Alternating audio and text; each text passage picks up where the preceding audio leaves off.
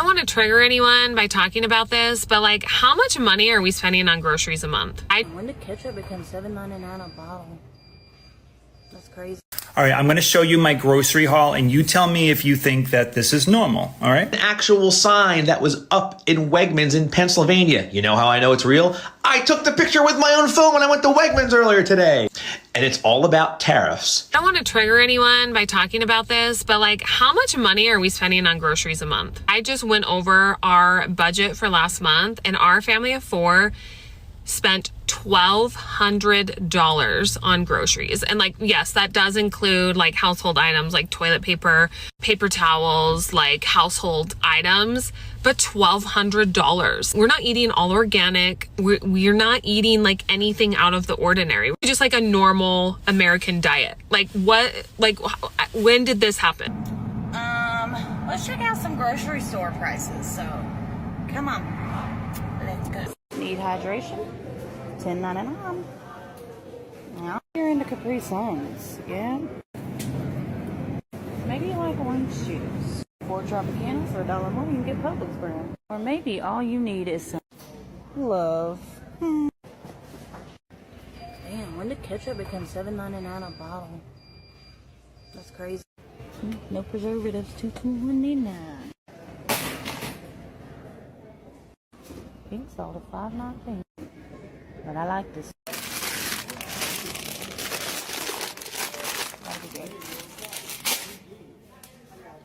Good, how are you?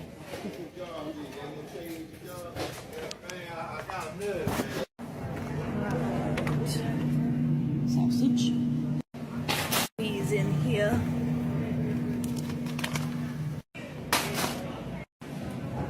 These cheese prices, y'all. I don't want to slice. Maybe cereal. Cereal is your thing.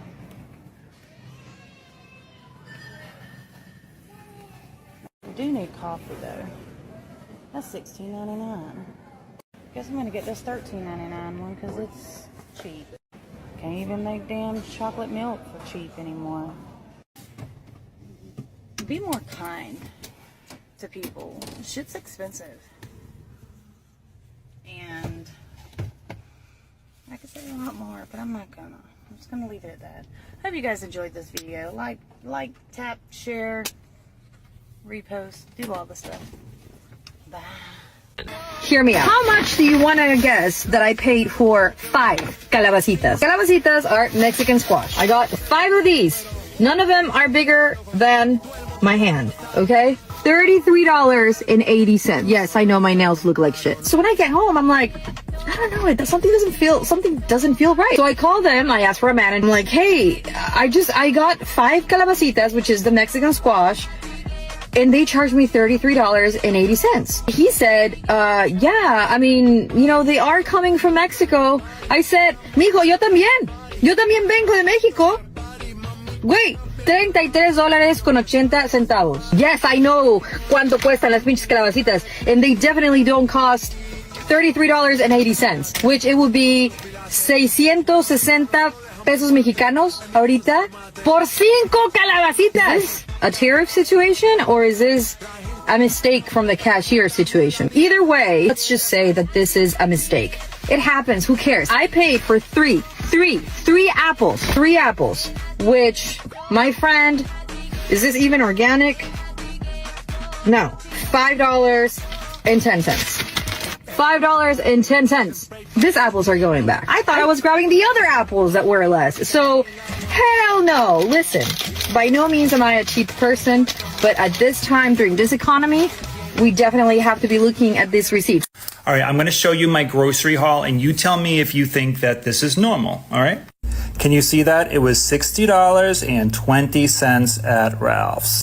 I actually arranged these items rather nicely, if I do say so myself. The Pellegrino was 2 for $5, and the horseradish was $5.99. And I got the horseradish because I'm going to have the kielbasa. Now, the kielbasa was $4.99, but I got on sale for $3.49. Now, the avocados were 2 for $3. You know, I got 24 hours to eat those before they get bad. But the eggs were $10.99. I don't want to go over all the prices for you, but does that look like $60.20? Because to me, that's like a day and a half of food. That's like a day and a half of food. Also, the eggs are the most expensive thing that I got here, being $10.99. Runner up is the Simple Truth pepperoni pizza, which was $7.99.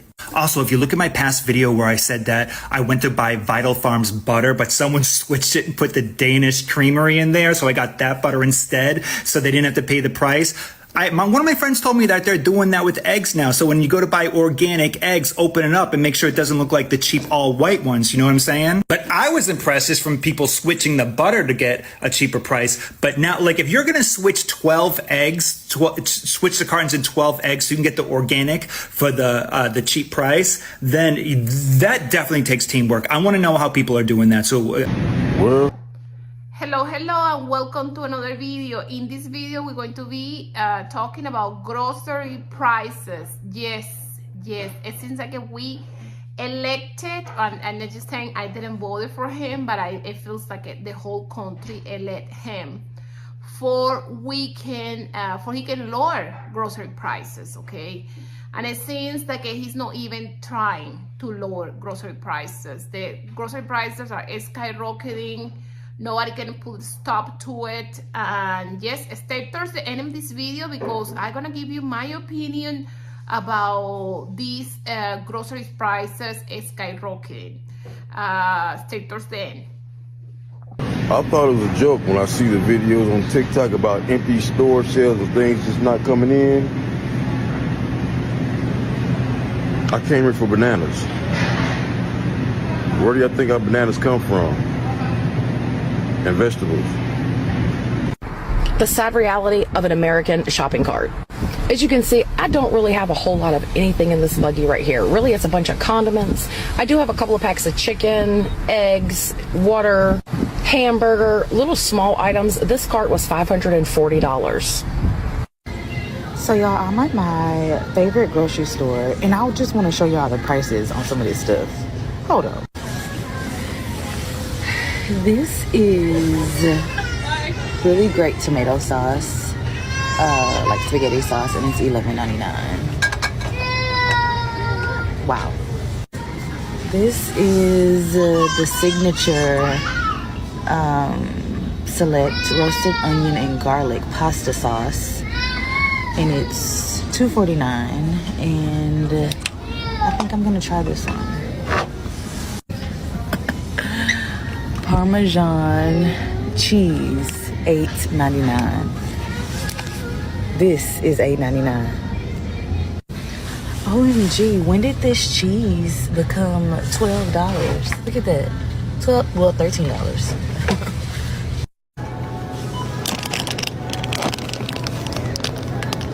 I remember when these were like $1.50. This is an actual sign that was up in Wegmans in Pennsylvania. You know how I know it's real? I took the picture with my own phone when I went to Wegmans earlier today. And it's all about tariffs. Shall we read? Our bananas are imported from Colombia, Honduras, and Costa Rica, which are impacted by a 10% tariff.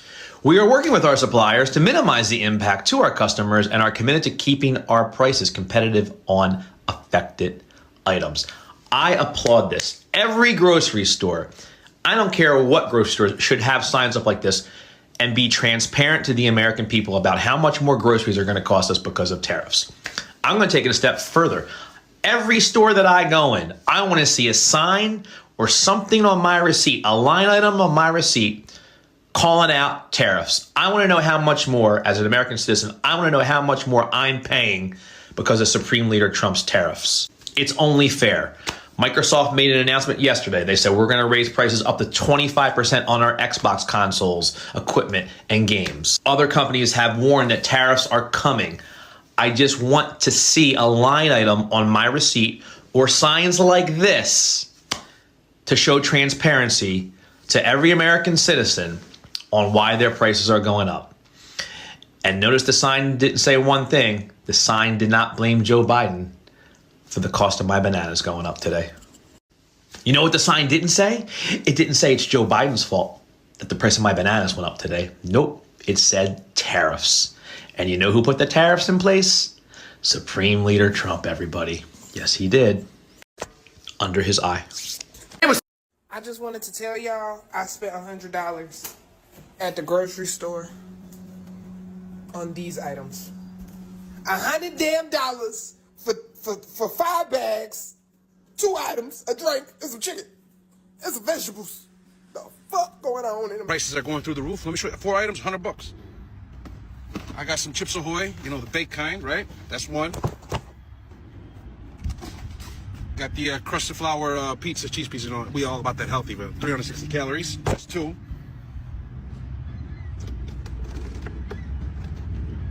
Carrot cake, all right, that's 3. And a pack of steaks. 4 items, $101. That is ridiculous. 4 items? That tells you where we're at, right? Usually for $100, you'll get more than 4 things. But no, not nowadays. And you know, there's no discounts or anything for these particular items at Sam's Club. Know what y'all think all this cost. Okay, so a lot, right? Like produce, snacks. It's a lot. Y'all can look at everything. Y'all can pause it and look at all the things we got, okay? So all this, also keep in mind, we go to a cost plus like neighborhood grocery store. And it's like a grocery store geared towards like lower income, but it's in our neighborhood, so we use it. We love it as our favorite grocery store ever. So everything here is cheap, way cheaper than like Publix and all that. So what do y'all think? All of this. What do y'all's guesses? What did it cost us? I'll give you a hint. It broke my heart. Listen, that's a lot of groceries, and if I had to truly take a guess, he spent no less than $500. I'm just gonna say, let's say the number, $750. I know I went to the grocery store, I had significantly less than that. I could only fill out like a little corner of the table here, and I spent $350. So I know, I guarantee you he spent well over $500. But hey, let me know in the comment section what you think he spent. That first video as well, guys, that is crazy. He only bought 4 items, some cookies, some steak, and some other items. Like, and he literally spent $100. Now, he was at Sam's, so he got larger quantities, but that is insane. That is blowing my mind that he spent over $100 on 4 items alone. Like, I don't know. That just doesn't sit right with me and myself. But listen, Trump is literally lied. He just went on stage and said, hey, the groceries prices are cheap. Everything is low. Everything is cheap right now. And everything is so much better under my economy. It's just lies and lies and lies. Check this video out. It's going to blow your mind. But hey, before we get to it, make sure you hit that like button, hit that subscribe button if you want to see more great content like this. Let's get to it. The cost of groceries, a word that I used a lot on the campaign. It's like an old-fashioned word, but it's a beautiful word, very descriptive word. And the groceries are coming down, Brooke, at a level that we're finally getting costs under control in our country. Somebody tell me. What's up, America? The price of chocolate recently. So if you haven't noticed, over the past couple of years, the price of chocolate has increased quite a bit here at the grocery store. As a matter of fact, the price of chocolate went up as high as 30 or 40% increase under President Joe Biden. Now, a lot of this had to do with a decrease of coca production in West Africa due to crop failures. But some of that is starting to lessen, but prices are still staying high. So even though prices are starting to overall stabilize for chocolate, even though they are higher, the price of chocolate overall has never come down. So right now under Donald Trump, the chocolate prices are about stable to what they were under the Biden administration, which is unfortunate. Although Donald Trump has not had a lot of time to make moves on that. But it would be very nice to see chocolate prices coming down here in the United States. Hell, it would be very nice to see prices in general coming down in the United States. But chocolate's one of those luxuries here in America that used to be really cheap, just kind of as a matter of course. But now that the price has increased on chocolate to the point we've seen a stagnation of high prices for ice cream, chocolate products, and anything that, has coca in it. So yeah, wouldn't you like to see prices come down just overall, but especially on chocolate? So from this moment forward, I will be investing in American-made products. And if you're part of that group of people that want your own economy to flourish rather than putting your money in somebody else's piggy bank across seas, here is a list of some American-made products that you could invest in. So as far as home goods, Liberty Tabletop, they are the only flatware that's still made in America.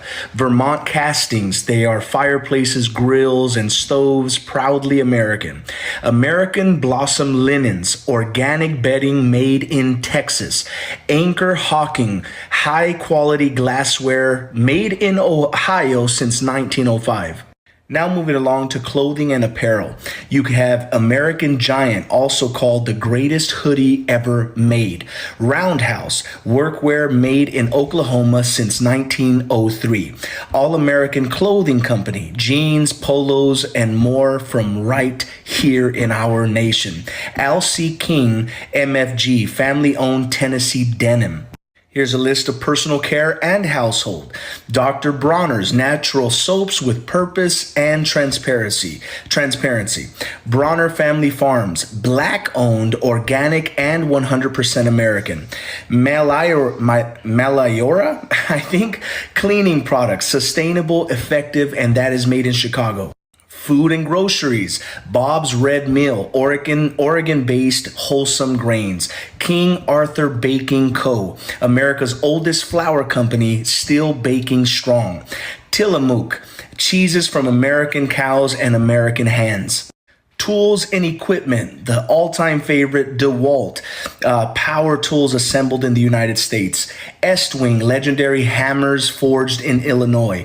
Clean Tools, electricians' best friends, family owned since 1857. And here are some of the vehicles that are made in the United States. Tesla, built in California with high American parts content.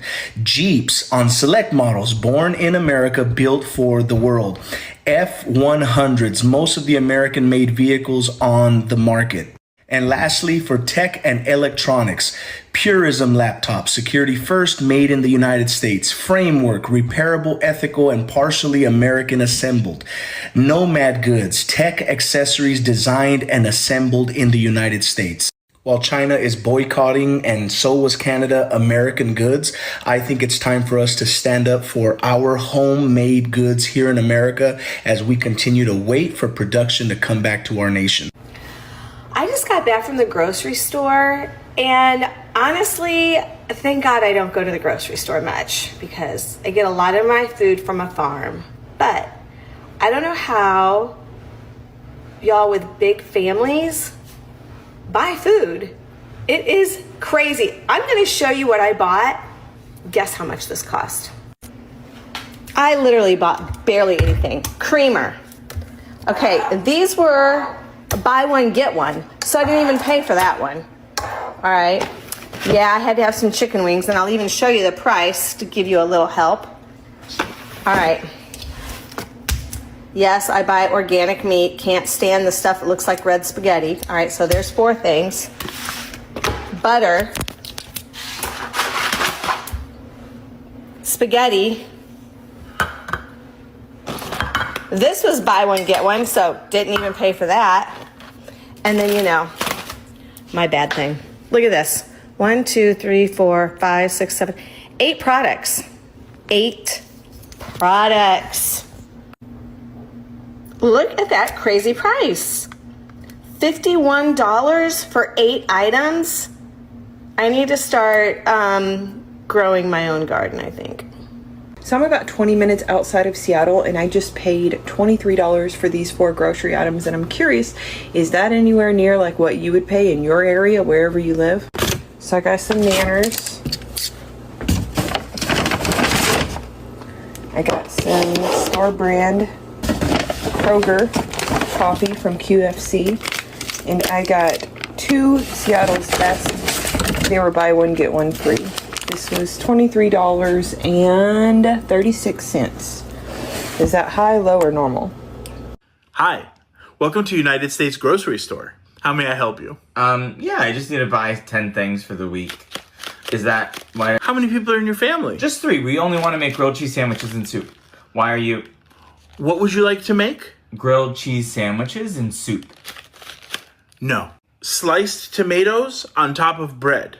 How much would a can of soup cost me? $85 for a can of soup. It's about to be $86. Okay, what about some tomatoes? I can just make the soup.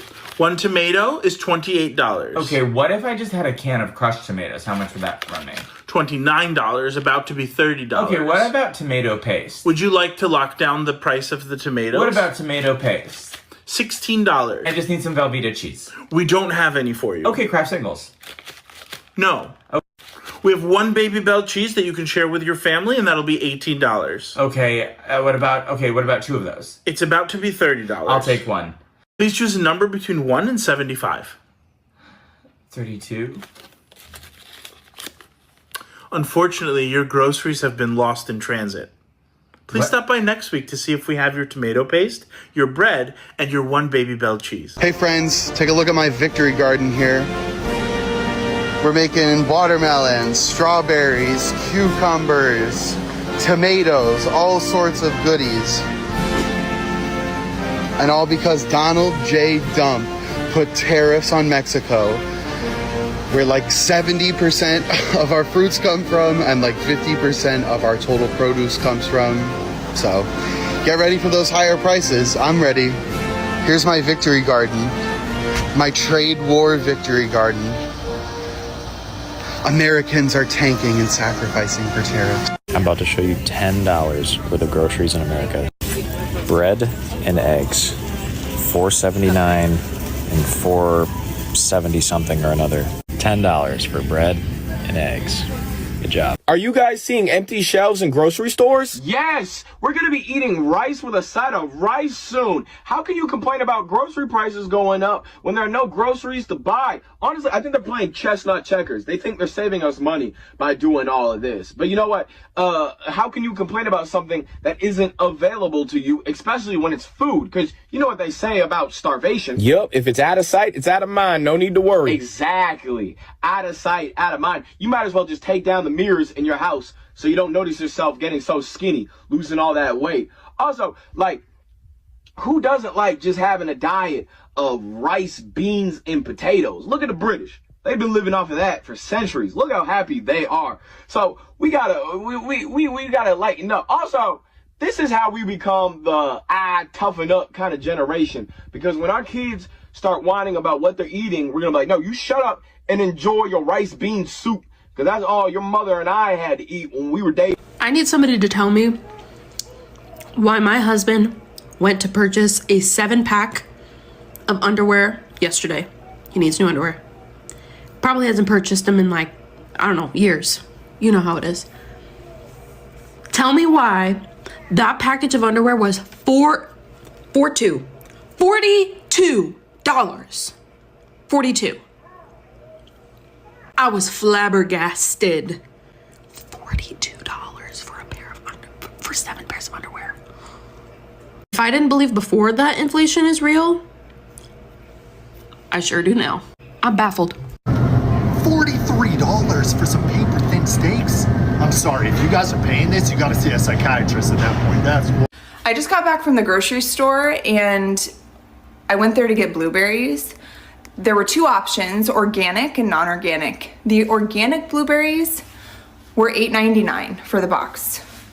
The non-organic blueberries were on sale for $1.99.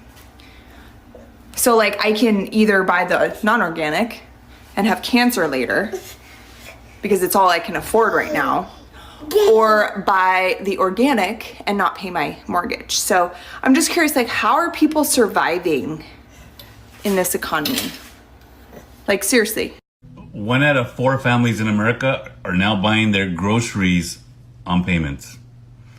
Buy now, pay later. This is a story by Sasha Rollingberg, April 28th, 2025. Economic pressures mount, survey says. They asked how many people were paying for groceries on buy here, pay here programs, and 1 out of 4 said they were. But all over the media, they are saying to people, are you prepared to pay more for your stuff because of tariffs? Disregarding the whole 4 years of inflation we just had with Bag of Bones. And it's like, yeah, we're prepared to pay more. We've been paying more. Prices are actually coming down for necessities, food, gas, we're actually paying less now. Thank you very much. But if we have to pay more, yeah, we had 4 years of training with the previous guy on paying more for stuff that we should have been. And at the same time, they were having record fucking profits. The corporations were. You know, it's real interesting now. We're in earnings season.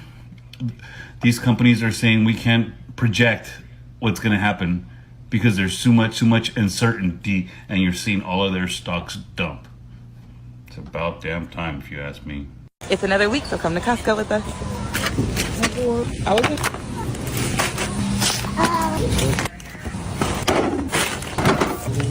$214.30.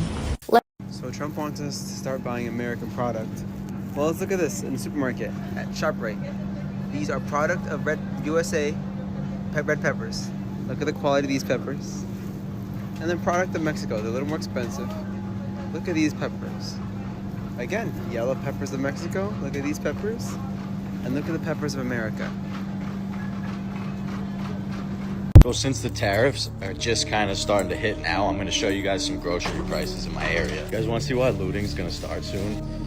Like, buddy, for a bag of chips, like, I don't care. That's not normal. These are supposed to be like $1, my guy. You know that's just a box of ice, right? My aunt gave me a $100 gift card for here, so I'm going to see what $100 get. You guys really that dumb that you pay for water because it says smart? Like, listen, we tried to bring the price down for you. We just couldn't do it, though. No, like, you really think that's large? You really think that's large? Just because you made the small now extra small? Like, come on, dude.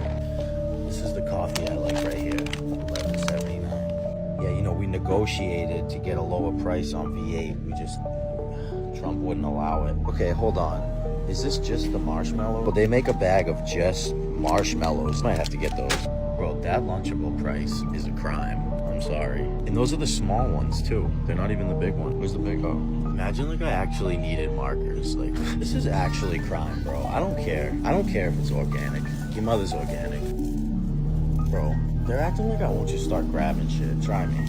Like, why do I have to get the cheap version of shit all the time? Bro, you're the cheap version. Cinnamon, honey, butter.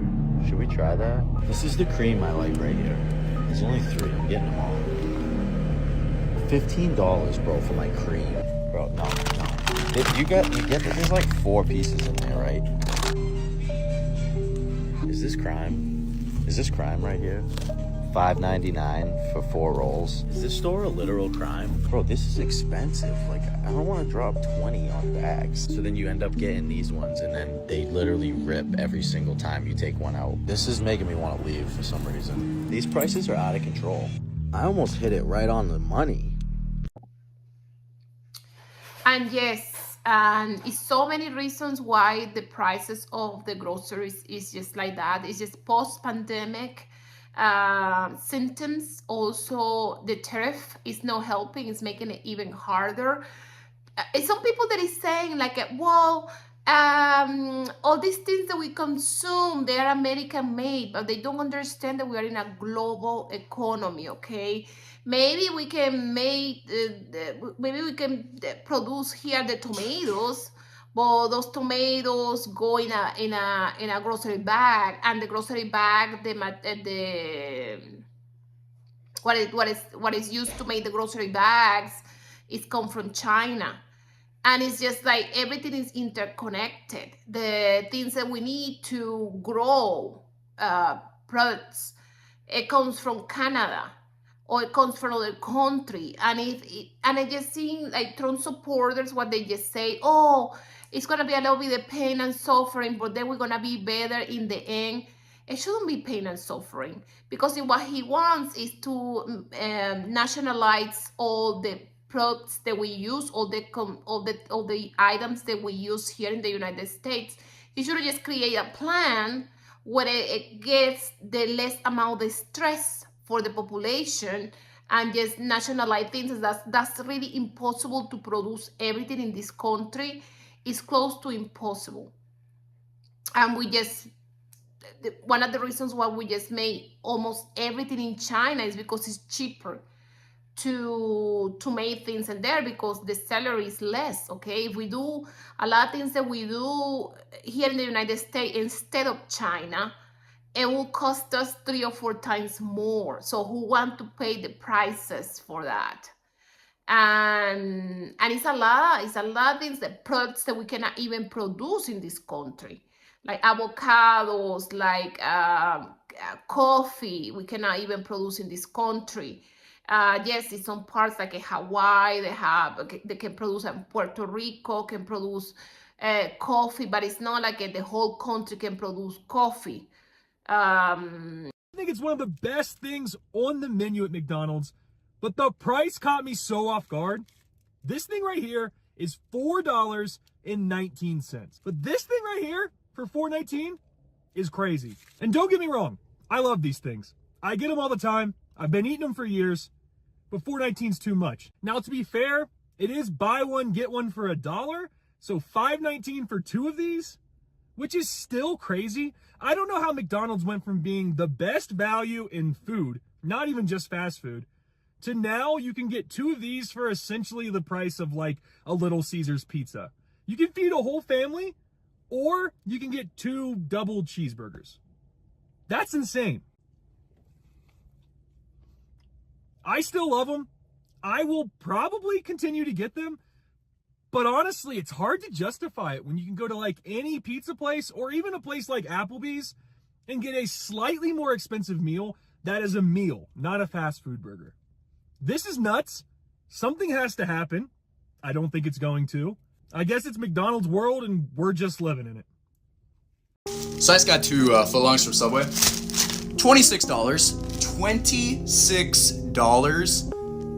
$13.50 a piece, bro. Do you remember the days when it was $5 footlong? Like what, 7 years ago? That was my childhood, bro. I grew up on the $5 footlong. $26 for 2 sandwiches? Like what? What are we doing? What are we doing? God, bro. Unbelievable. Unbelievable. Y'all better enjoy this bite because this is legit a $5 bite at these prices, dude. Bro, I could get the ingredients and make these sandwiches. I can make 30 of these things. 30 of these things for $26, bro. Probably more. Probably more. I mean, it is hitting, though. But yeah, bro, what are we doing? $26. I haven't been to Subway in forever.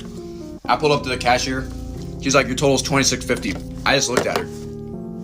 I paid it. I paid it. Now, what's going on here? I don't recall paying $16 for a footlong at Subway. Lately, I've been trying to not get fast food, but I said, you know what? This time is an only exception. I was just so hungry, and I was like, honestly, I don't even feel like making anything. I just want to get something like fast food, right? Then as soon as I checked out, the lady said $16. And what's funny is Subway has the nerve to ask for a tip. I am not tipping no Subway worker after making my sandwich. Call me an asshole. Anyways, after I see the 60, I'm like, no, something is off. So I got the receipt, and I looked at that bad boy and my jaw just dropped. $16 for a footlong. I didn't add nothing extra. I just got the turkey sandwich, normal, just normal. Hey, maybe I'm tripping. Maybe that's the normal rates around here, but $60. Yo, I could have went to like Wendy's or something. I could have went to McDonald's. I could have went anywhere else and got like two burgers, 2 cheeseburgers and been blessed. I paid $16. I'm here thinking I'm gonna pay like nothing. Never again. But no, for real, why the hell is fast food getting so freaking expensive? Like, I just watched this man's video about how he just spent $15.72 at Wendy's. I was at Wendy's yesterday. They said $17.70 something. I said, ma'am, 17 what? I was expecting her to say like $10. What? I got 1 meal and a Frosty. You sure the person behind me ain't ordered that? And she was like, no, ma'am, it was you. You got that. Blah, blah. I was like, yeah, no. Give me that right now. But next time, 4 for 4 for sure. 4 for 4 for sure. Hey, McDonald's, I think it's time we had a chat about your little identity crisis. You are not fancy food. You are supposed to be the cheap fast food option. Higher prices should equal higher quality. You're not serving gourmet burgers. I'm gonna keep coming there because you've got my kid hooked on your chicken nuggets, but let's face it, they like the chicken nuggets because they're plain and they don't taste like anything. So you have to fix something. Either increase the quality of your food to match these new high prices or lower the prices, please. And yes, and the most incredible part is the McDonald's. The McDonald's is like, why? Your food is not even that good. For you can charge me $12 for a meal. And like if you just go to New York, it's gonna be more expensive. If you go to Miami, one of these big cities, it's gonna be really expensive. And the food, the quality of the food is just garbage. It's just garbage. Denny's is in the same way. It's so expensive too. It's like it used to be cheap. When I came to this country, to the United States. I moved to the United States, I believe 23 years ago. And I was single, and it was cheaper for me to just buy something in McDonald's. They even do groceries. I didn't do no groceries at all. I would just buy few fruits and cereal and milk. That's the only thing, because I will just eat out most of the time. I would just eat like a hamburger in a fast food. I was working in a restaurant, so I would just have one meal on the restaurant, and then I would just do the like a fast food on any other time. But now it's not. It's just like, it's just expensive to eat at home because groceries are so expensive. It's expensive to eat out because it's so expensive to eat out.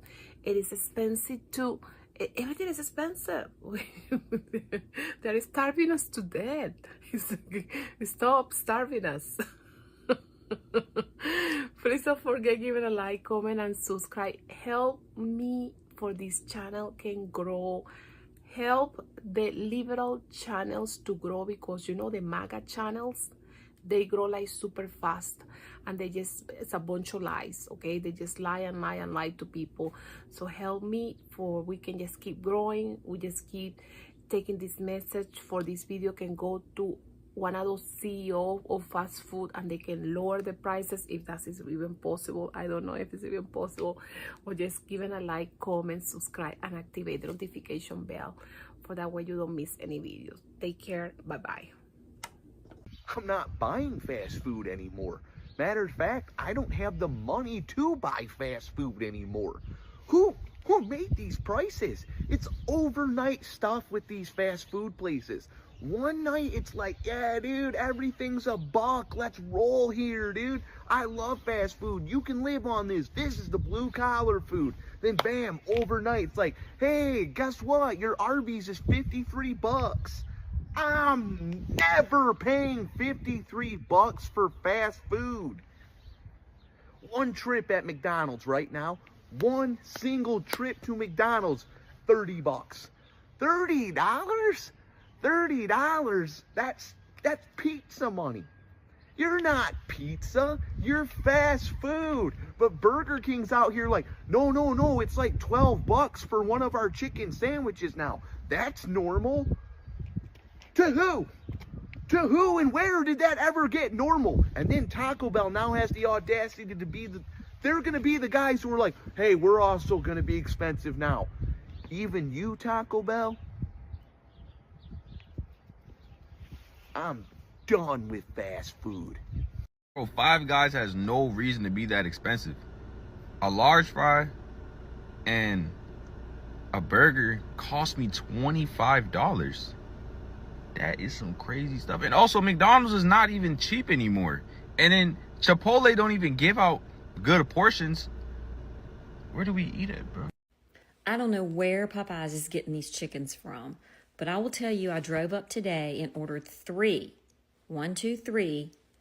blackened chicken tenders and a little cup of garlic Parmesan sauce. I get up to the window. Okay, no drink, no biscuit. I get up to the window and I asked the lady, I said, how much is it? She said $9.06. I said, oh my goodness, are you sure? I didn't get a drink. I didn't get the biscuit. I didn't get the meal. Are you sure it's $9? And she goes, it's $9. Y'all, I'm just gonna have to stay inside the house or pack a lunch. I can't pay $9 for 3 ounces of chicken. Just saying. Hey, what's up, America? The cost of fast food now at record levels. So the cost of a basic fast food meal on average has now crossed $11 per person. And some cities like San Francisco, New York, and Los Angeles are charging between $14 and $18 per meal. This is now making fast food as expensive, if not more expensive, than a sit-down restaurant. That's what new studies throughout the United States are showing with the cost of fast food. Now that's expensive as fuck, but also eating at home is expensive as fuck because the price of groceries is through the roof still. So it's expensive as fuck to go to the grocery store and get food and make it at home. It's expensive as fuck to go to a sit-down restaurant and eat there. And it's expensive as fuck for basic fucking fast food. So all the food in America is so high that people basically can't afford it anymore. So it's very worrying that the price of food is going up so high and staying so high across the board. People are looking for relief when it comes to prices, and it's not fucking coming. So I hate to be the bearer of bad news. No indicator I'm looking at shows food prices going down drastically. None. And that's for the foreseeable future, not just a week or so. Alright, I think I'm just gonna stop tipping, like, for all of my pickup orders. They're just absolute garbage. In the town I live in specifically, I won't say where exactly, but Denny's tonight was just absolute garbage. I don't like to get fast food or really, bad food that's not healthy a lot, but it's nice to have a treat once in a while. And when your treat is just garbage, it really just sucks. And I'm always tipping the apps like crazy just for a pickup order. They don't even do anything extra. And yet they always got to give me some garbage. Like tonight, for instance, I got 4 milkshakes, and it was just 4 flavored milks because they were just melted. And on top of that, they were only half filled. So I don't know what the heck I paid for. And the food was cold. And on top of that, the app said it was ready 20 minutes before they actually handed me the order, and I was standing there waiting.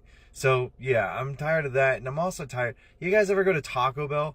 I mean, thank goodness you don't really tip a lot of Taco Bells, but it's just saucy tortillas that you get. You don't even get what it actually looks like on a commercial or what they advertise all over their building. So yeah, just all the fast food. I'm just done with it. I don't know about anybody else, but I am just so fed up with paying so much friggin' money for plastic ass food that is just garbage. And the way they advertise it should be criminal. It should be criminal because it's false advertising. Yeah.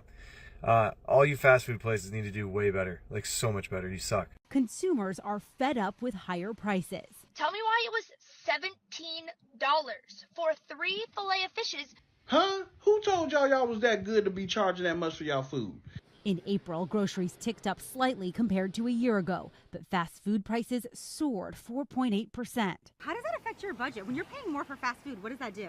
It makes it harder to live, but then you have to save. So you're like, I can't have my fast food if I save. In fact, over the last 10 years, analysis from Finance Buzz found a McDonald's quarter pounder with cheese meal has more than doubled.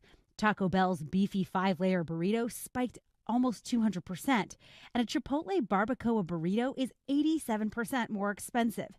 Popeyes and Burger King menu items also jumped. As a result, KFC reported slower foot traffic, and McDonald's missed profit expectations for the first time in 2 years. This is lower income earners are spending less on fast food. To make their menu more affordable, McDonald's is now considering adding a new value meal. Can I have 1 McChicken, please, 1 medium fry, and 1 medium Diet Coke? Right now, all of this costs $8. And to give customers relief, McDonald's may soon make it a $5 value meal nationwide. I think that would be great. I would love that. The deal is set to start on June 25th and run about a month. McDonald's is joining Burger King, Wendy's, and Jack in the Box, already offering similar value meals. The typical American consumer is much more focused on value now for a variety of reasons. Meal bundles, whether it is at quick service or table service restaurants, have become much more popular. So what does this inflation data mean for customers? With prices staying high, the Federal Reserve is unlikely to cut interest rates come June.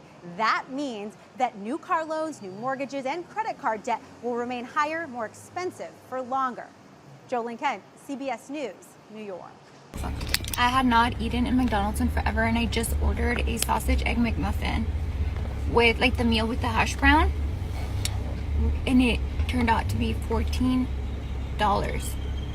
So it's just the egg McMuffin with the hash brown and an orange juice. What?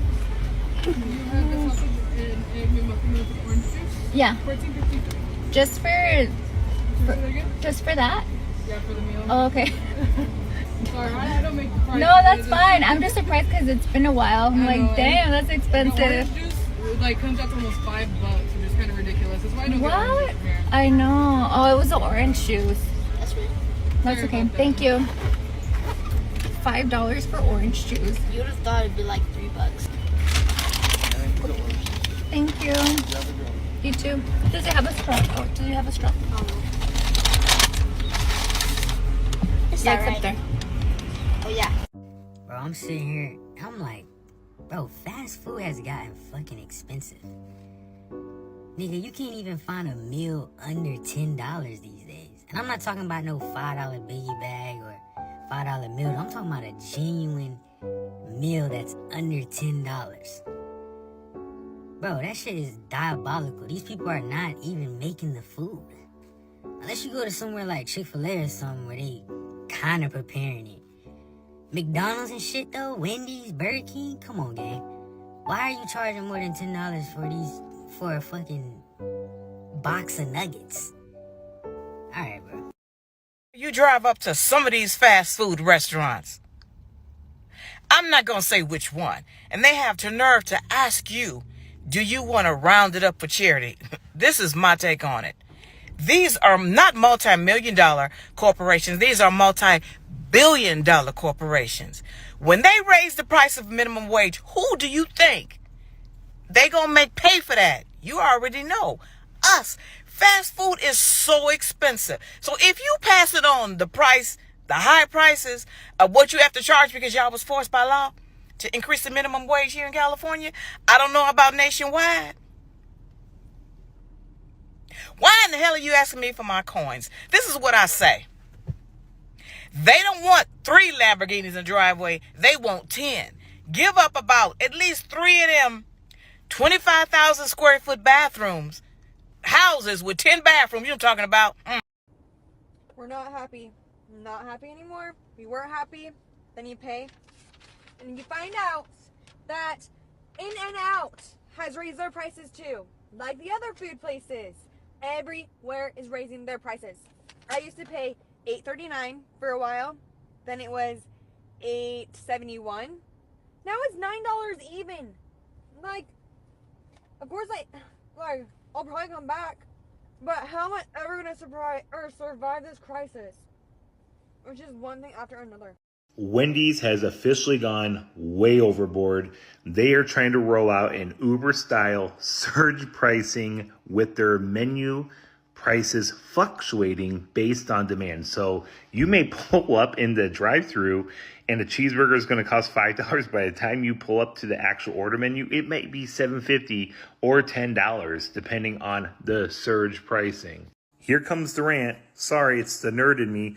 But their cost of goods is not surging as well. It's staying the same. So if this is not price gouging at its finest and introducing a new way of things, if you are any other restaurant, do not do this. I'm telling you, Wendy's is going to have a revolt. So of course, I wanted to see what the current prices is for Wendy's if you were to go. They have introduced these $5 biggie bags where you pretty much get what you used to get for like $3 for now $5 plus change, but you get way less than you used to get. This is what the millennials were used to. This is when it was really, really good times. Can we please get back to this? The quantities were bigger. Everything was 99 cents. You would roll up and be like, give me 4 JBCs and a chicken nugget. Back when your metabolism wasn't going to add 10 pounds for that order.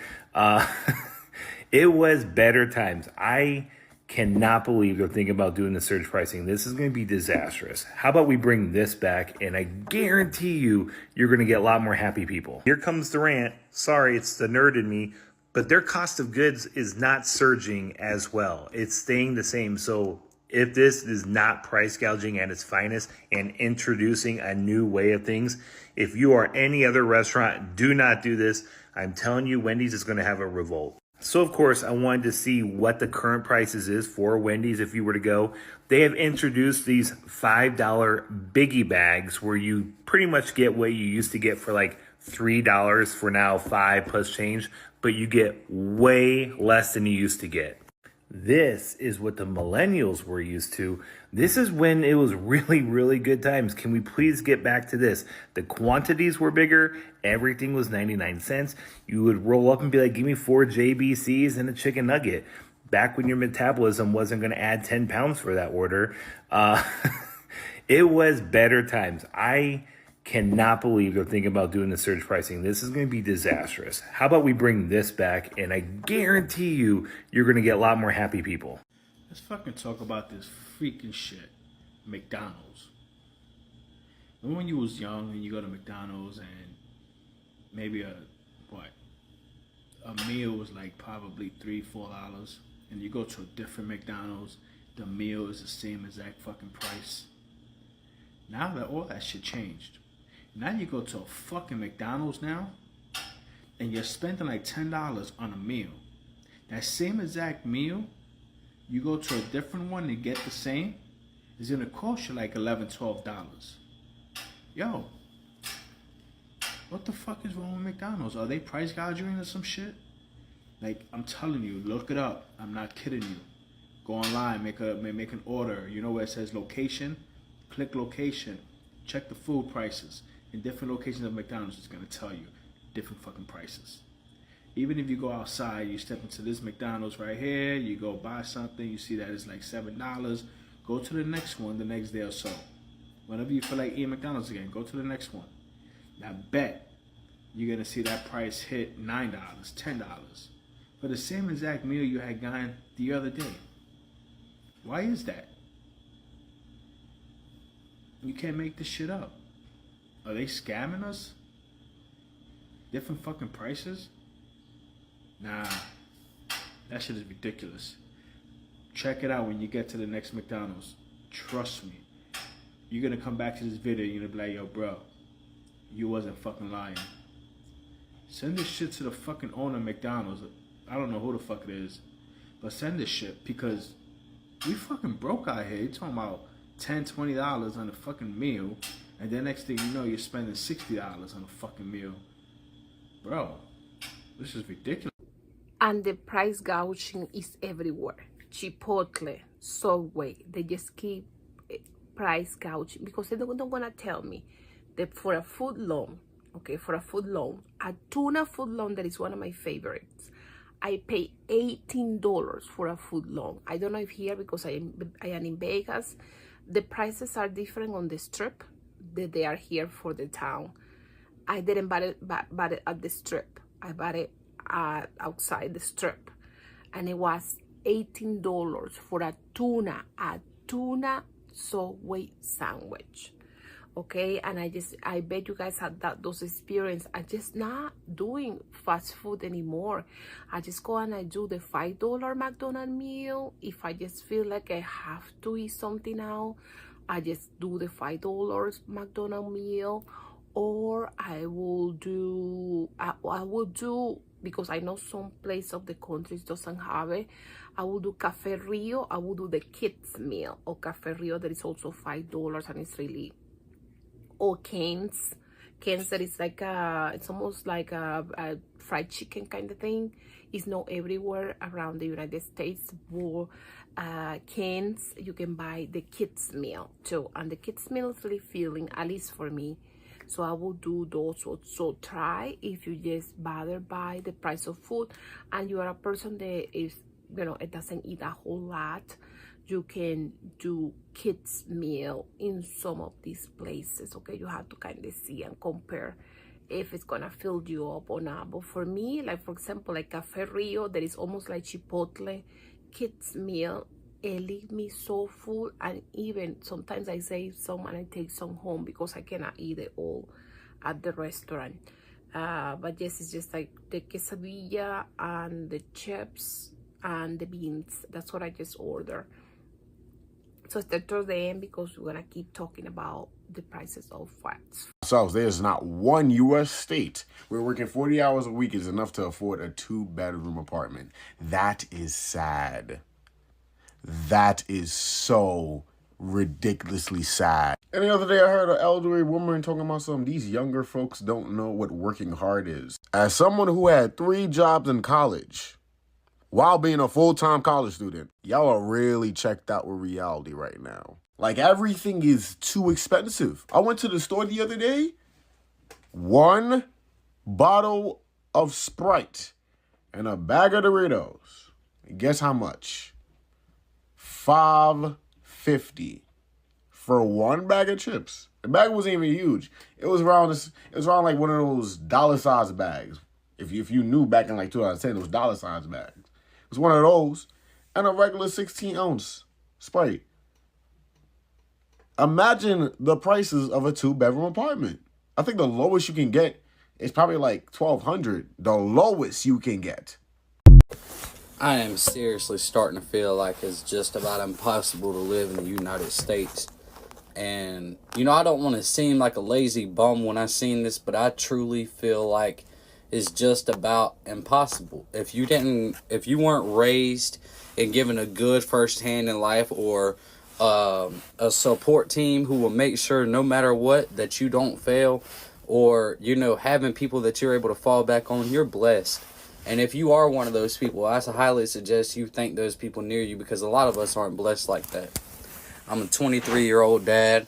I've got 2 kids. I've got about to be a 5-year-old in May, and I've got a newborn too. She's just a few weeks old, like 3 weeks.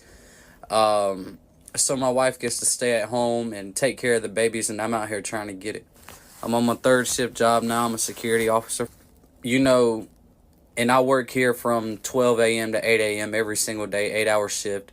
I get off of this 3rd shift job and I go directly into another job, which I just go around my city finding side jobs. It might be a clean out one day and I go out there for another 5, 6, 7 hours. It might be landscaping another day. It might be painting one day. It could be, you know, it varies. I do what I can where I can. But therein, I go home and I have to stay up even longer to make sure that my lady is able to get her rest too, because, I mean, being a mom's a hard job. Yes, I'm working hard, but being a mom is a hard mental job as well in its own. So I have to stay up for a little bit in order to give her time to actually rest and get her sleep too, because she needs it.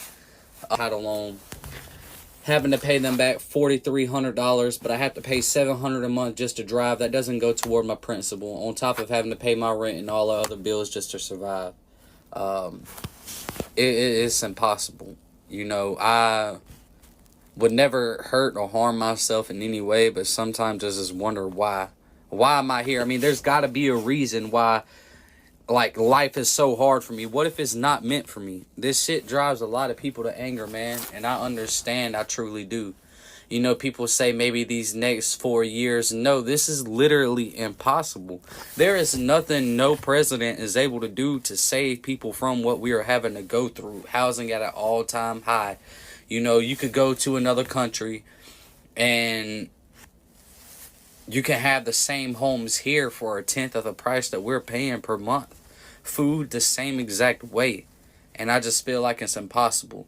If I was a drug addict, if I was a piece of shit dad, I could have so much more help. But with me out here trying to do everything the right way, you know, and nothing's working, nothing's helping. Life absolutely sucks right now. It truly, truly sucks. And tell me why the fuck I went to Walmart. This is all I purchased. That's it. In a nutshell, cat litter, home fragrance, deodorant, dry shampoo, 2 candles off-brand, a sleep t-shirt, a sleep pant, mouthwash, toothpaste, and that's it. Y'all want to know what this totaled? $198.72. Get the fuck out of here. Oh, and 5 protein drinks, almost $5 a fucking piece. It's a shame that I have to consider getting a second job just to make ends meet, and that's not how it's supposed to be. Your main job is supposed to suffice for taking care of yourself. And even in my main job, I'm making over 20 an hour, but I'm still barely making ends meet. So I had to consider getting a second job just to make ends meet. And that's not how life is supposed to be. I really despise people that voted for Trump. And really, prices were still expensive under Biden, but they had a plan. But Trump, I didn't vote for him, but he's doing everything but lower prices, right? Like, he's not doing anything to really help the economy in a way for us that are suffering to make ends meet. He's not helping in that way. The only thing he's doing is making things worse. And life is not supposed to be like that. You're supposed to be able to make ends meet. But in this economy, it's almost impossible without a second job or a second income. And that sucks. So let me chime in on how people are making it right now in America with inflation at an all-time high. People that are making $35 an hour, $40 an hour are still broke. So you wonder, am I the only one feeling this? I know you guys are driving around in your city, seeing people still at the grocery stores, still in the fast food lines, still acting as everything is normal. But there's one thing that, if you haven't noticed, people are not using their money to survive right now. They're using credit cards. And if you look at America's credit card usage right now, it is at an all-time high. Most families are already maxed out. And I'm going to tell you one thing that's going to send everything into let's say a bad spot. They're not going to pay these credit cards back. They're spending knowing that they're not going to pay these credit cards back. And so now that these people's credit cards are maxed out and credit companies are no longer giving them money to survive and buy their food, because we don't have any help in our food. If you make money like I make money, you go to that grocery store, or your wife goes, because I haven't been in the grocery store in I don't know how long, but my wife goes to the grocery store. And if we don't spend $600 or $700 on a grocery trip, I'm surprised. But my situation is different. I have a lot of kids, but you wonder how people are making it out here, and they are not making it off their own money. Plus, let's put the other thing in perspective. You have the government saying that job numbers are through the roof. They have created so many jobs and people are taking these jobs. And that's not true. The fact of the matter is, people are taking on second jobs and third jobs just to put food on the table for their family. Mind you, in the richest country in the world, something's not right. If you are somebody out there surviving right now, taking care of your kids, and your money's going up, I salute you. But 99% of people right now, their pockets are suffering badly, to the point where the government even said that by the end of this month, most likely 99% of Americans will have run out of any savings. Wow. This is crazy. Hello and welcome to another video. In this video we're just gonna be exploring the cost of living. Yes, I'm in my bedroom. I just don't have the space to do it in my living room. So yes, we're gonna exploring the cost of living in this video. And please don't forget giving a like, comment, and subscribe. It really helps my channel to grow and it helps other people to find my content and my video. And stay towards the end because I'm just gonna give you a real story that was happening to me with the cost of living here in the United States. In June 2023, I was paying $1,790 in rent. I just got notified that March 1st, my rent will be increasing to $2,023. And before everyone gets in the comments and says, you're doing this, you're making your choices. Okay, first of all, fuck you. I have a 2-bedroom apartment because I have a 1.5-year-old son, and I got this apartment because I researched every apartment within a 30-mile radius of where my dad lives, because my dad lives with my nephew. I'm the legal guardian of my nephew, and I need to be able to have quick, close access to my nephew. I take him to appointments, I pick him up from school, etc. What's shitty is that this is the market rate. So this is pretty standard if you want a 2-bedroom apartment. And mine's nice because it's new, but it's not fancy. It was made really, like everything's plastic and falling apart. And it, for all intents and purposes, it's not a quality apartment. It's safe. I love living here, and that's why I'm living here. But I was talking to my landlord, and I was like, listen, I know this isn't your fault. I know you're not setting the prices of these, but what the fuck? This is not like a sustainable, like, how the fuck is anyone supposed to, like, maintain their tenancy? I said, should I expect another huge rent increase? And he's like, yeah, in September, there's going to be another like $80 to $120 rent increase. And I'm like, so let me get this fucking straight. I had to pay $5,500 to just get into this fucking apartment. I could live in a 1-bedroom. I don't want to because I just figured out crib training with my son. I pay electric and I pay fucking gas, which is another, you know, 100 to 120 a month, like on top of that. I hate that the issue is that I'm at a point in my life where paying another $120 a month in rent is like pissing me off. I know that the solution is to just make more money so that this is going to happen and I'm going to have more wiggle room in my budget and blah, blah, blah.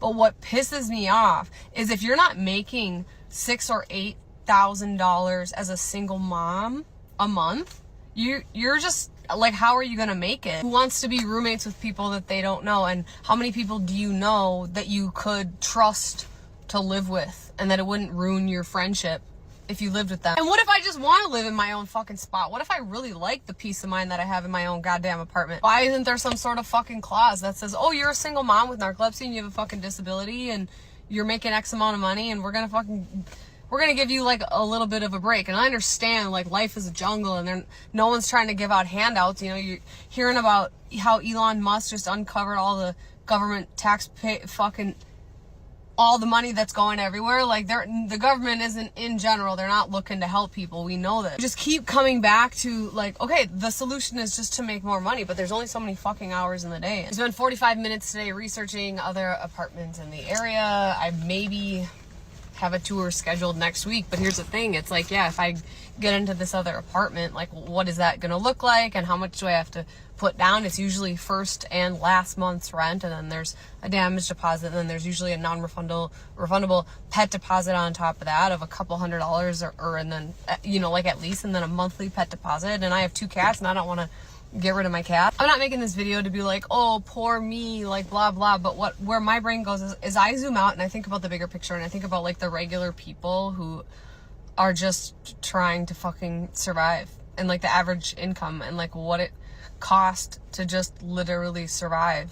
That's not like getting ahead, that's not saving money, that's not potentially owning a piece of property, that's literally just like, I'm making it until the next month. What is there, like 800,000 homeless people in the US? And when you think about like a homeless person, your mind might go to like all these extremes, but it's like, no, people become homeless because there's factors that are outside of their control, and they're doing their fucking best, and they get up every day and they have good intentions and they work, and they're not like selling themselves on OnlyFans, and they're trying to like do good in the world.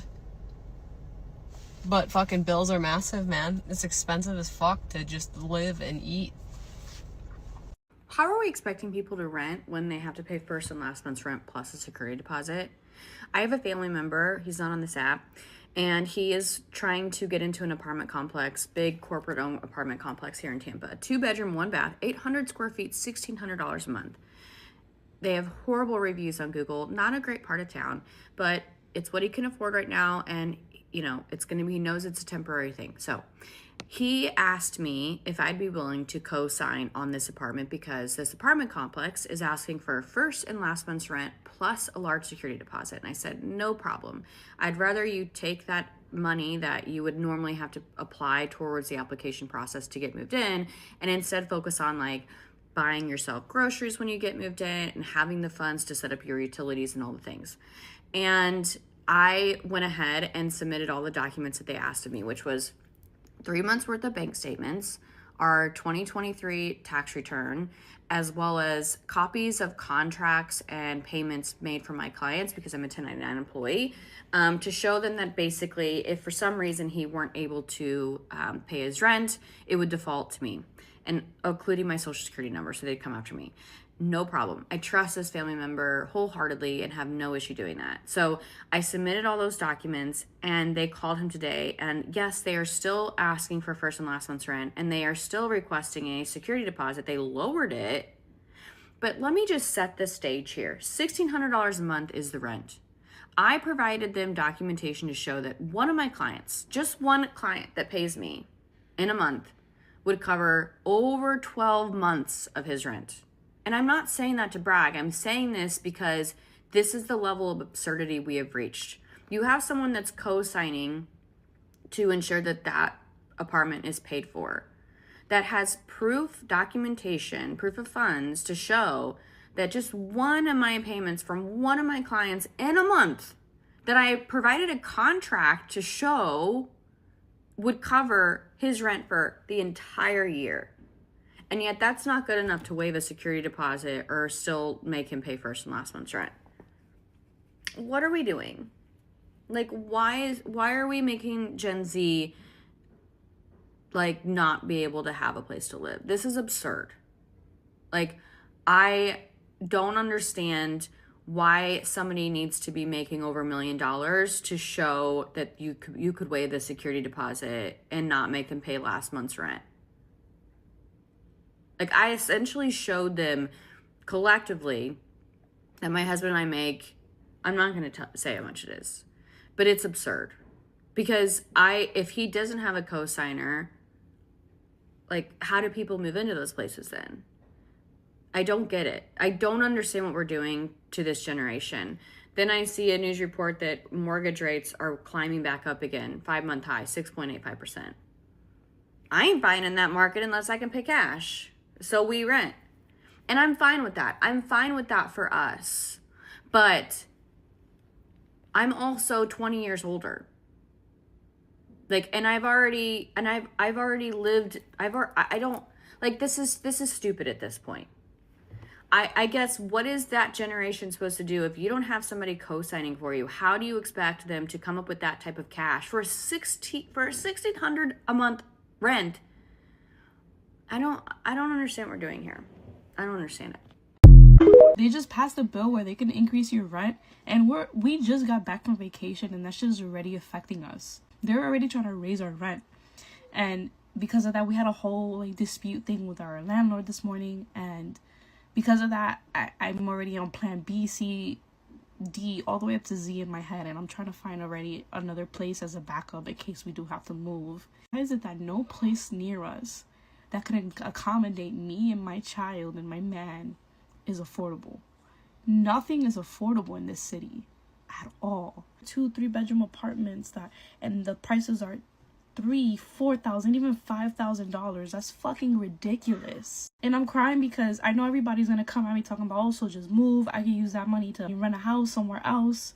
I understand that. My family's here, my friends are here, my community. I don't want to leave home, you know? And it's so frustrating because like so many of us go through this that we have to eventually leave our homes because we can't afford to be here anymore. And I'm fucking frustrated. My family's here, my best friends are here, and that's all I have. And the fact that we might have to leave and relocate in another state hurts. We can't even afford to live home anymore. I'm just upset. And I just needed to vent because I know this is something so many other people go through. And I know I don't really talk about it on my page, but I relate to all of you. And it fucking sucks.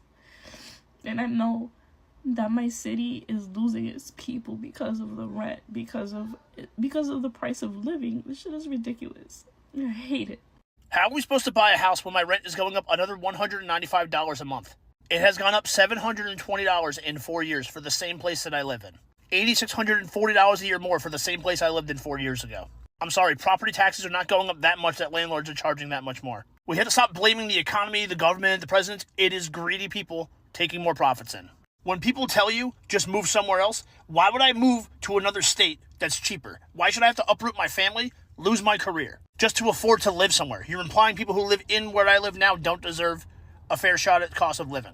And places with cheaper rent pay lower salaries. That's how this whole thing works for the most part. And my girlfriend's a teacher. Like, if she moves to a state with a cheaper cost of living, she might not even have a pension or her benefits anymore. Instead of telling the middle class to keep, like, looking somewhere cheaper, why don't you all align together and get people out of control that are doing this to us? You are always closer to being homeless than you are to being rich. Like, everyone just assumes one day they're going to get rich. And that's why they don't stand up for people just like them in the struggle right now. If not for the raise I got 4 years ago, I would be totally screwed. I don't even want to hand out or help. I just want things to not be so crazy expensive every year.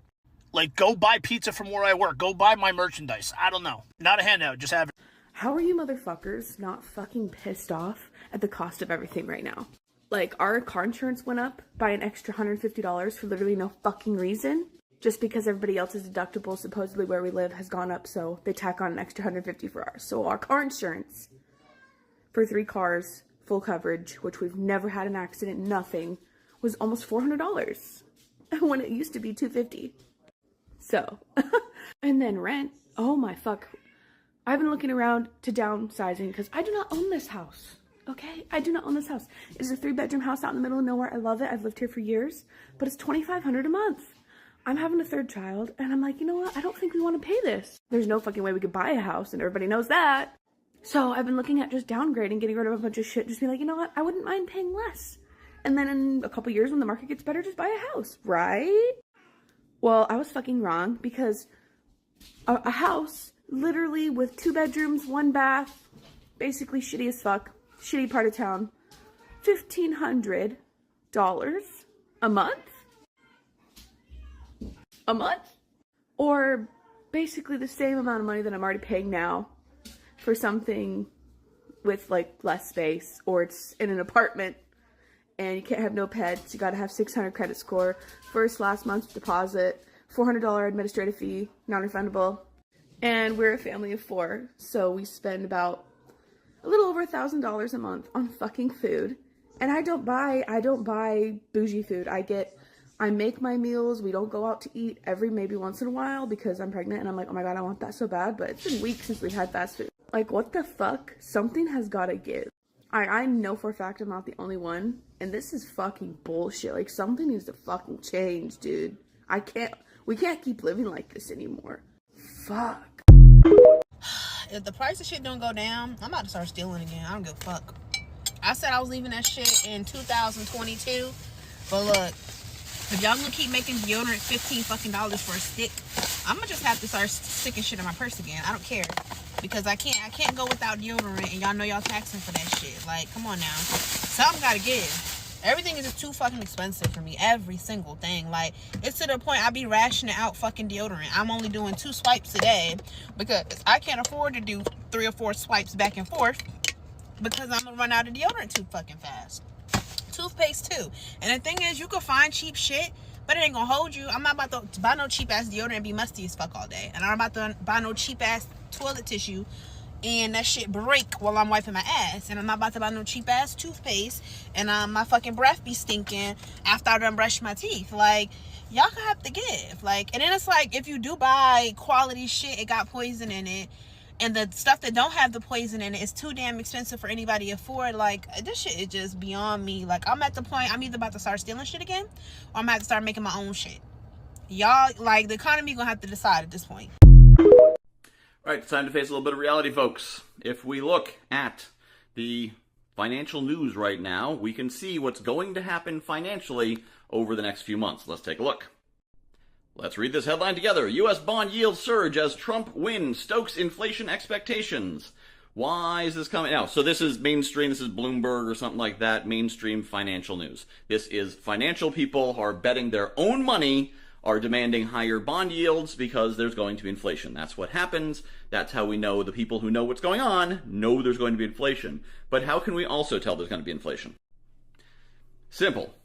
Trump has promised inflation. He's going to do 2 things on day 1, right? He's going to put in the tariffs, and he's going to mass deportations. Well, if you put in tariffs are effectively a sales tax at the wholesale level. That's going to raise prices. That is 101% of economists agree tariffs raise prices.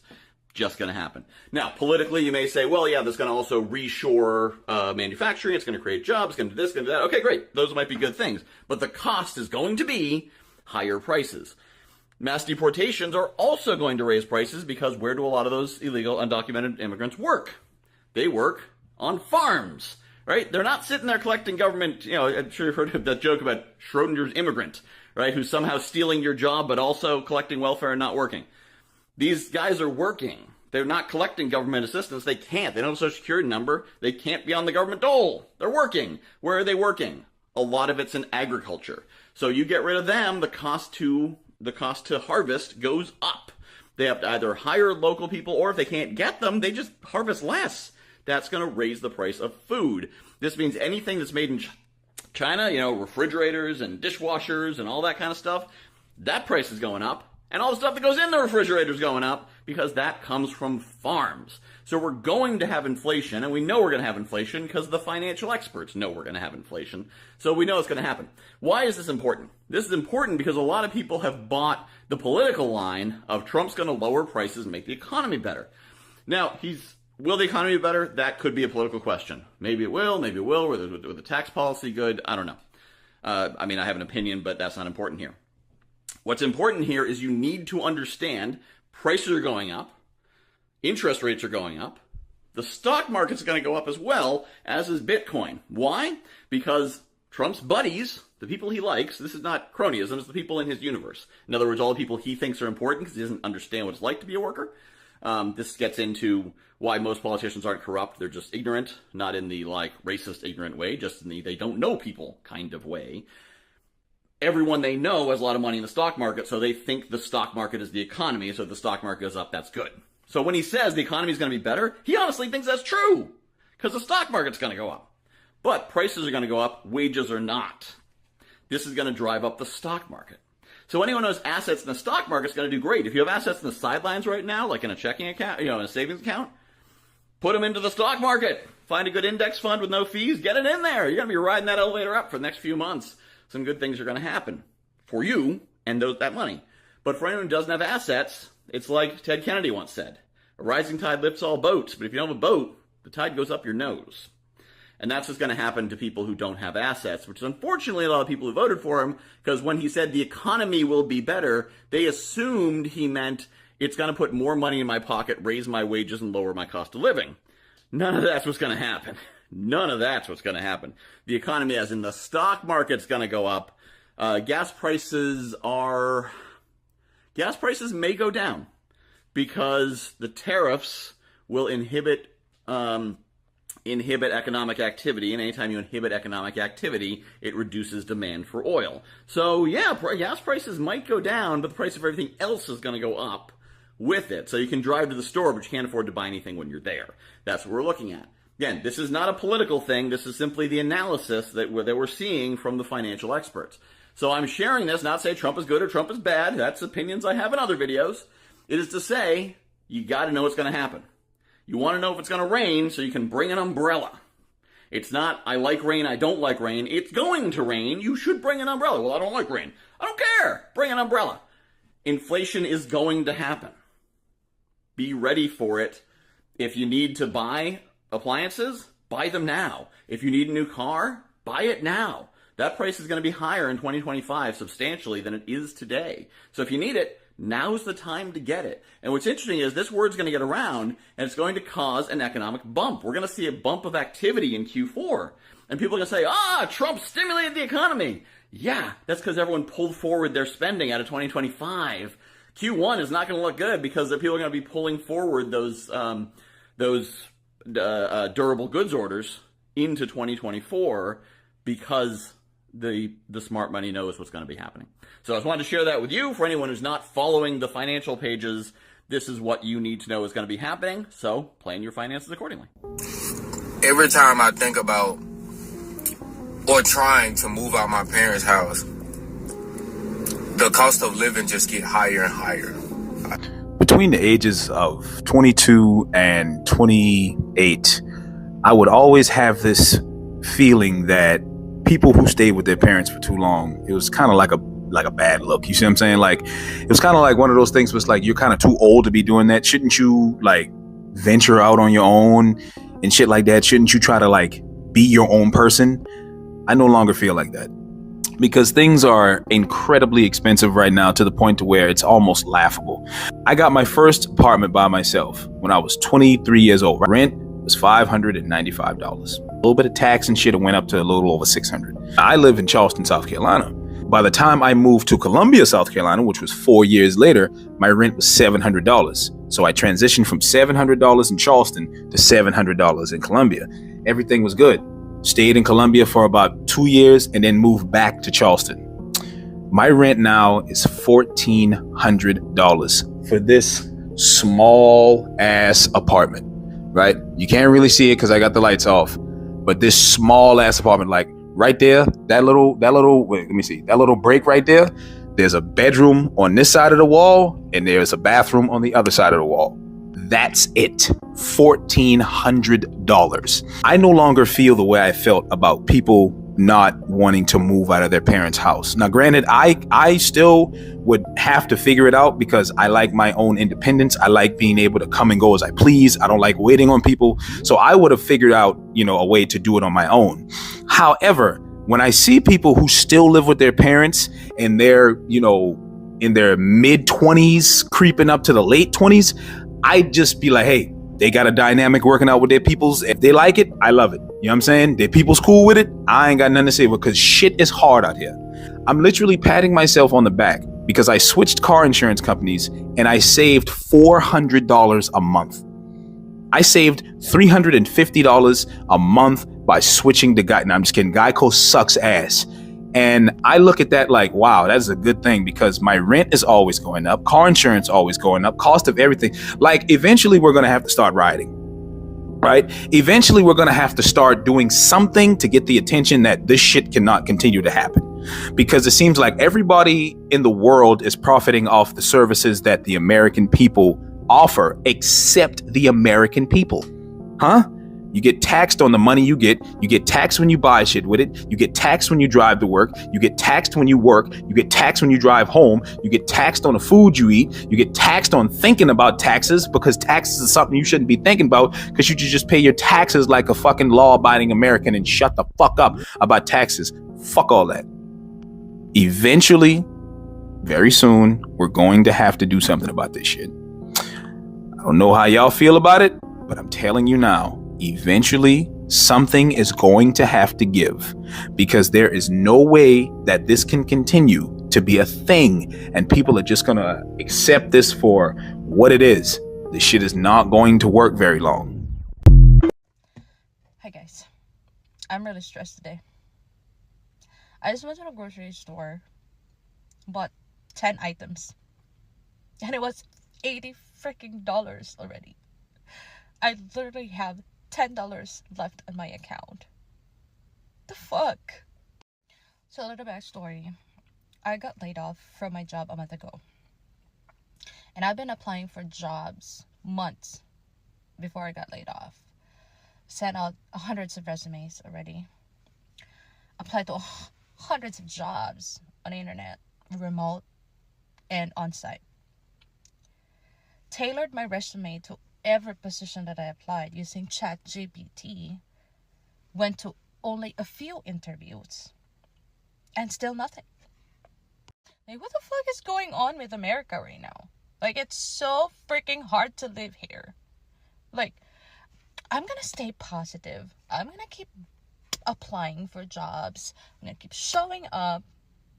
But man, my bills are not going to wait. Who are y'all people that be like, I'm just gonna quit my job, I don't have no money saved up, and I'ma just figure this shit out? How y'all be doing it? Because if I get called into a closed door meeting today, I'ma be in complete shambles. So for real, can y'all put me up on game and let me know, like, what do y'all be doing that y'all be completely worry-free about not having no income at all? Like, what y'all selling? It was a content creator that I follow and I like her a lot. She was talking about taking a sabbatical from work. She had saved up some money and had paid her bills up and had low debt and was like, I'm not going to work for 6 months. The fuck?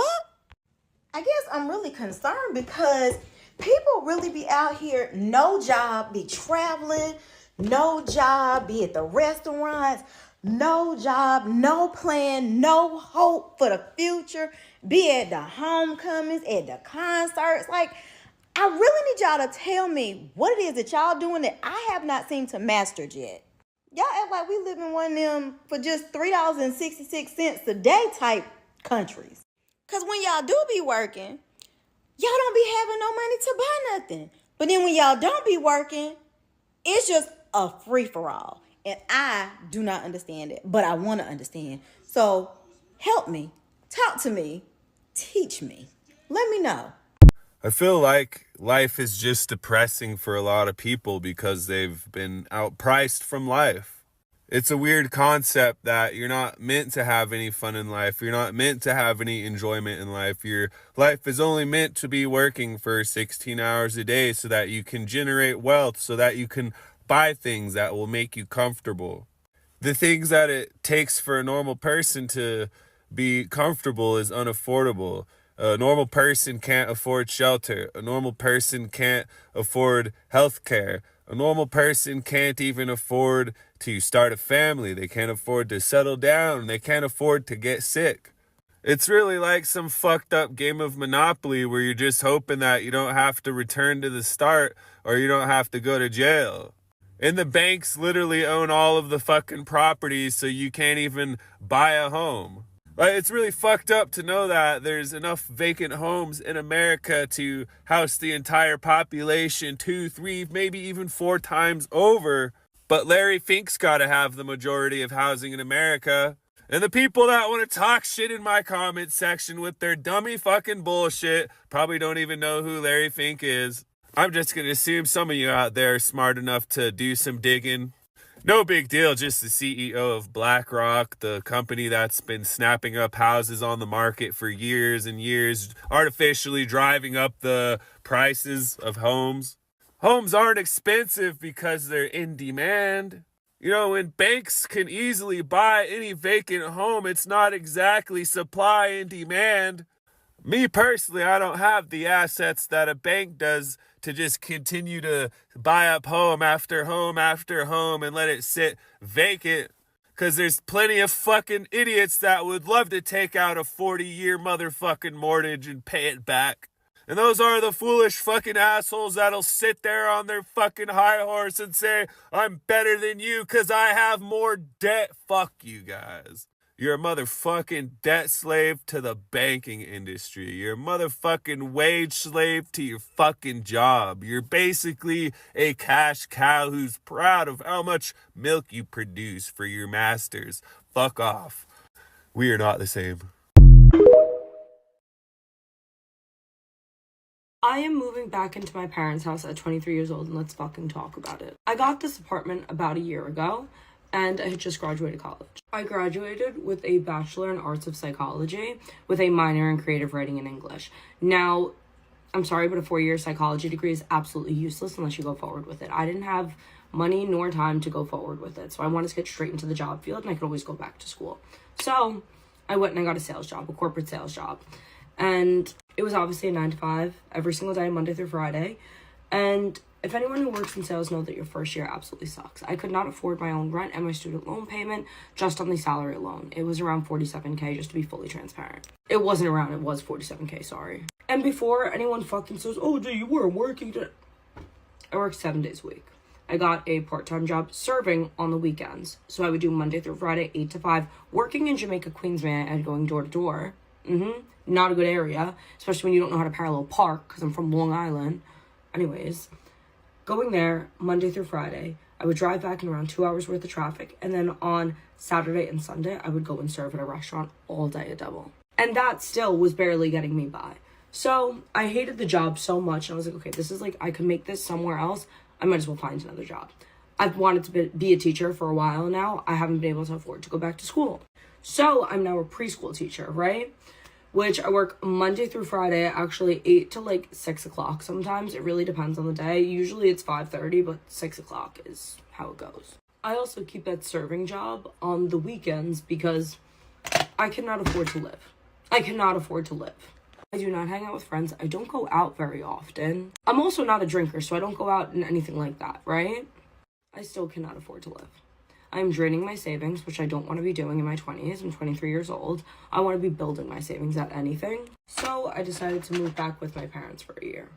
I was very against it because me and my parents, we get along, but from a distance. But it was my last option, and the cost of living is absolutely insane despite working 7 days a week.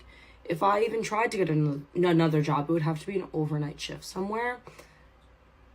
That's not manageable when I have to get up as early as I do. It makes me mad when people say, oh, like, Gen Z is so lazy. I promise you I'm the least thing from lazy. I have a crippling fear of not doing enough. I actually hate not having something to do. I can't just relax and watch TV. I don't even watch TV unless my boyfriend's here. I am always cleaning. I am always doing something, or I am working. I never just sit down and relax. I think it's an anxiety thing. But at 23 years old, having a full-time job with benefits and all, I should be able to afford my living situation. Yet I can't, and I'm not the only one who has this shit. Any entry-level job is not enough money to live on. And it sucks. It sucks. I'm going back to school to get my master's, and that is why I'm moving back with my parents, because I will not be able to work 7 days a week while taking a full thing of classes. Yeah, it's so fun. Yes, I live in Las Vegas, Nevada. I'm here even when the rent prices are not increasing like other states, because in other states that is even worse. I feel like the cost of food is so increasing, it's so expensive, and Nevada has one of the highest costs of insurance, and I just got a ticket a few months ago, so my insurance is extremely expensive, even when I just only have like simple cover. I just don't have full cover. I only have like simple coverage for my car. I still pay $380 for insurance. So car insurance is increasing, housing prices increasing, the gas is increasing, and the current administration, it seems, doesn't want to stop the growing. It's not doing anything about the growing of the cost of living, and they just not even trying. They are not. It's no legislation that they have passed to increase the cost of living. Actually, they are just trying to pass legislation that is going to raise the cost of living. That is going to be completely the opposite with the tariff and the things they're just planning to do. But they are not doing anything for lower the cost of living or anything. So for me, that I had kids and a single mom, it's extremely difficult to keep the roof over my head. I just been having difficulties to pay my rent. So if you just want to send me a super thank you, I will be extremely grateful. I don't even know if I can say super thank yous right, that you can send super thank yous right now, because I think my you have to have like 500 subscribers or something like that, and my account doesn't have that amount of subscribers. Yeah, but yes, please don't forget giving a like, comment, and subscribe. It really helps my channel to grow, and it helps other people to find my content and my video. Thank you. This Oscar Mayer bacon, $13. We have to return this, right? For proof of the bacon.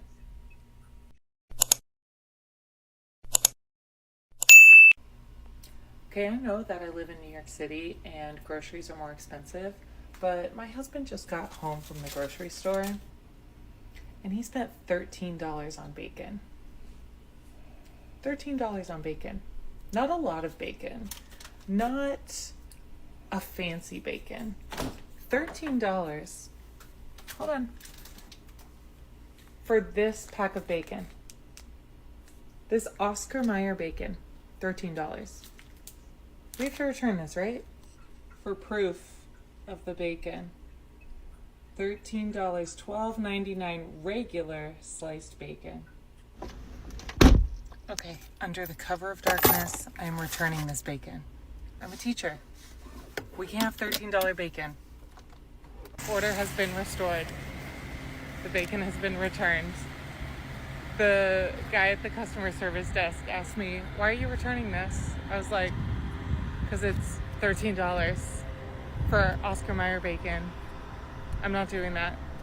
I mean, Am I wrong here?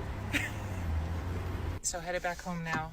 Moral of the story though, Oscar Mayer, you should be ashamed. So we're at Target, my daughter and we're shopping for like regular household stuff. And I know it's Target, but I had to pick up a prescription. Look at this. We needed to get paper towels. A thing of Bounty is $33. $33 for the big thing of Bounty. We're gonna have to go over to Costco because absolutely not. So, out grocery shopping at Kroger's, and I want y'all to look at this. Look at this. $23 for 2 pounds of lunch meat. $23. How the hell are we supposed to feed our kids on this crap? Overlook it, they're on sale. Don't be thinking I'm a chip hoarder, because I'm not. I'm getting the deal. I'm a couponer. But $23 for some ham. Hello and welcome to another video. In this video we're going to be talking about the prices of groceries. Yes, and the prices of groceries had triple in price since 2 years ago. And here I had the receipt, so stay towards the end because this video is going to get really interesting. So guys, this is an absolutely crazy story about a man who had the Walmart app on his phone. And what he did is there's an option within the app to be able to go in and hit reorder all. So he had a cart order. This is way back from 2 years after the pandemic started for $126 for all of his groceries. So just out of morbid curiosity, when he went back into the app, he looked at his own orders and thought, I'm just gonna do reorder all just to see what the difference will be. 3 times the price in 2 years. They are gaslighting us, guys. They are gaslighting us that things are so hard for companies after the pandemic. Companies are making money hand over fist. They can afford to pay you more. They can afford to hire more people. This is just corporate greed. The cost of getting meat, getting vegetables out of the ground, farming things up, shipping them has not gone threefold in 2 years. These companies are just making extra money off of all of it. And so when you go to the grocery store, and I've had this sentiment so many times myself in the last couple of years, and I'm like, why is this so expensive? I didn't even get that much food. This should be like 40 bucks. And it's like $120. And you're like, I didn't even get anything. I got like a half a week's worth of food. This is what's going on. This is supposed to be, by the way, Walmart is the choice for the cheapest retailer to be able to go pick stuff up. Now I found out Aldi's even cheaper. But for most people that don't have Aldi near them, Walmart is their choice, is the cheapest way to get groceries and home goods. And this is what you have to look forward to. 3 times the price for the same cart in only 2 years. It's ridiculous. Have you guys seen the same thing at the grocery store? Because I know I have, and I think it's completely out of control that people have to pay this much just to feed their families. And to prove I'm not full of shit, here we go. 4.78 pounds. 2.2 pounds. 4.78. 2.2. Let's look at the other one. 4.9. 2 pounds. Walmart is getting us. You're screwing us. Right? They're screwing us. Have y'all seen the video of the guy reordering his groceries from like, I think 2021 to see how much more expensive they've gotten? Because I just did that with a Walmart order that I placed back in September of 2021. So like literally 3 years ago. It's crazy. I just have to show you. Okay, so on the left is the old order. I paid $68.59 for 13 items. I clicked to place the same order, and today it's $83.60, which I know isn't like terribly more expensive. Like his was like ridiculously more expensive, but that's still a 22% increase in inflation. They're out here trying to tell us inflation's like 3%. Like, have y'all been to the Walmart lately? It is getting way too expensive to be alive. Let me tell you what. Everyone doing their grocery shopping now down in Florida because Publix has lost their cotton picking mind. I just walked in and walked out. But I also went to Aldi today and oof, I don't know. Trader Joe's? Whole Foods is on a whole other, I mean, is there any place that we can go to afford groceries right now?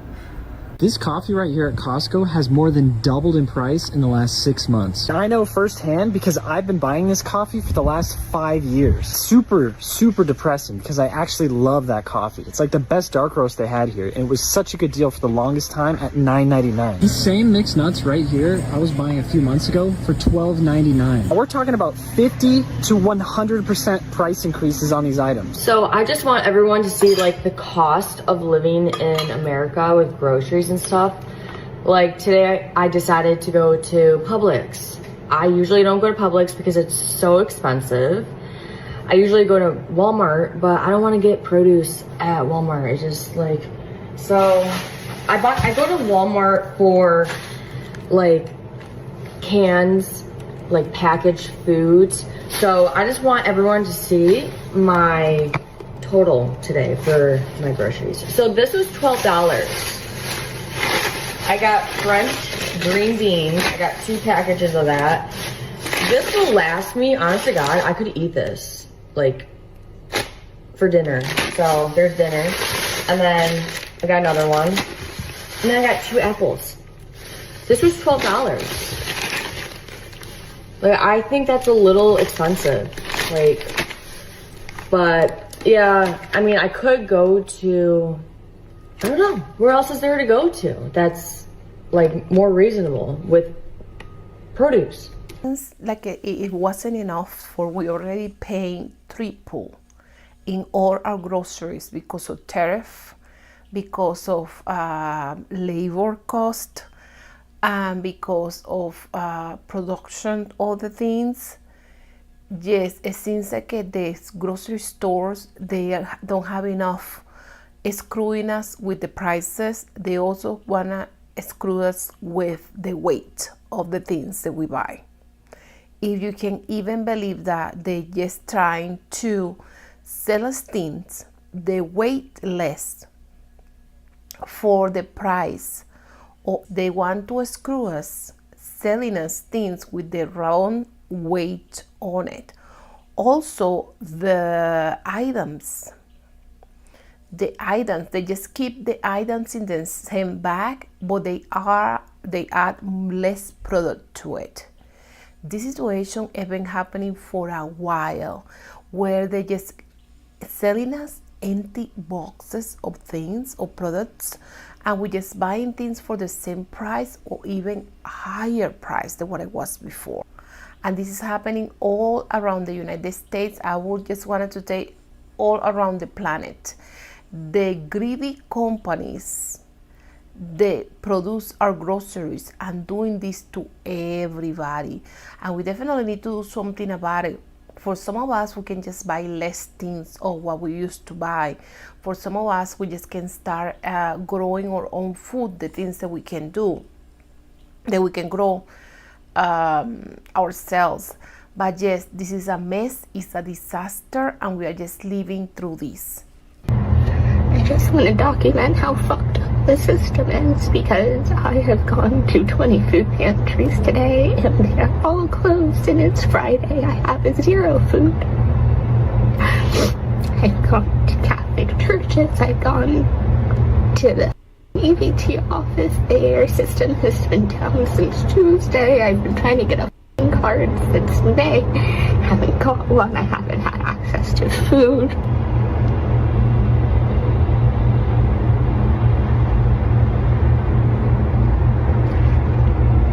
And then I came here for help. They were like, just go across the street. So I did, and I was like, your office isn't even open. Can you call them? Can you help me? Can you do something? Please. And it is so sad, because the same way that she's struggling, is a lot of people in this country that is struggling the same way. That they cannot even have enough money to feed themselves. Some of them don't even qualify for food stamp or any government help, because they can be right on the line. Like, for example, you can be in the levels of poverty. But if you earn $20 more than what you're supposed to earn, for that you just don't qualify for food stamp, and you just lose the possibility to get the help from the government that you need. This is just crazy. And the thing is just the food banks, because the companies been so greedy with their money. The food banks don't have enough food to feed people.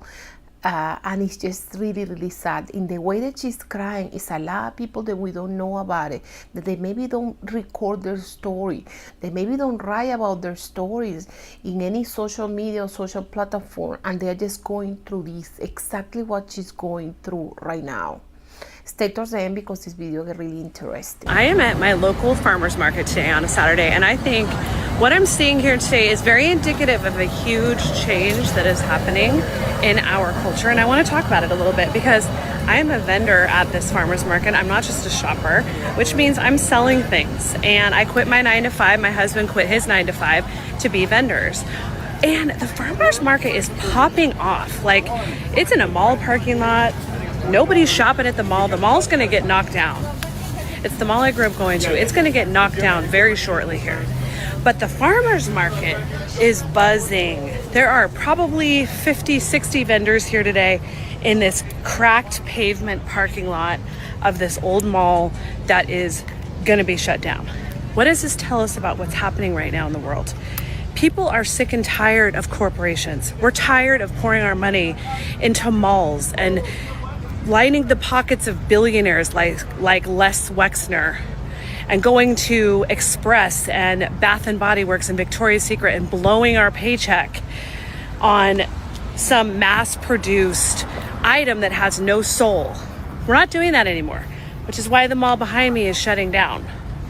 And we're also not, we don't have the wherewithal or the money to do that anymore, because the boss that we spent 20 years devoting our life to and working for is firing us for cheaper labor.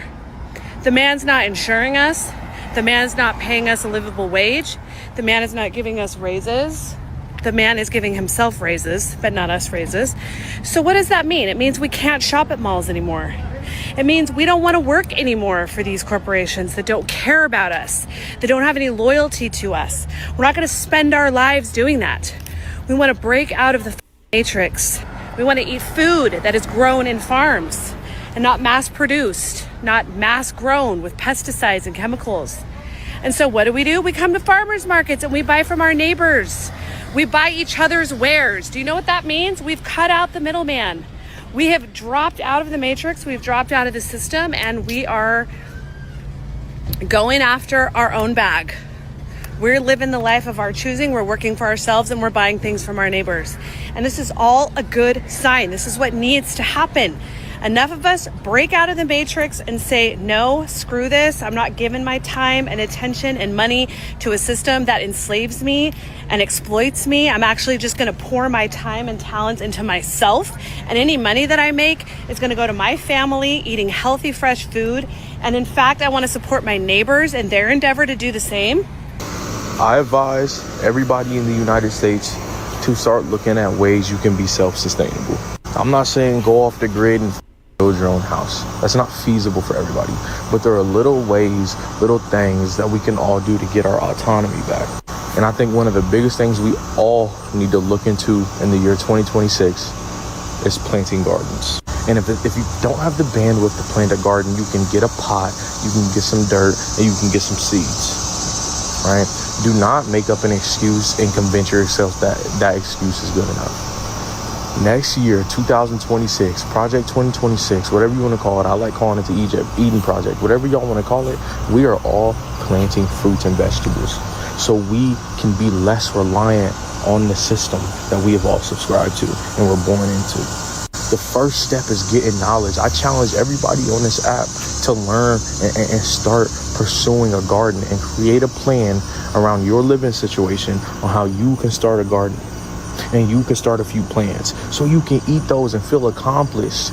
We are creative beings. This is how the world really works. I challenge everyone to start a garden and plant some plants.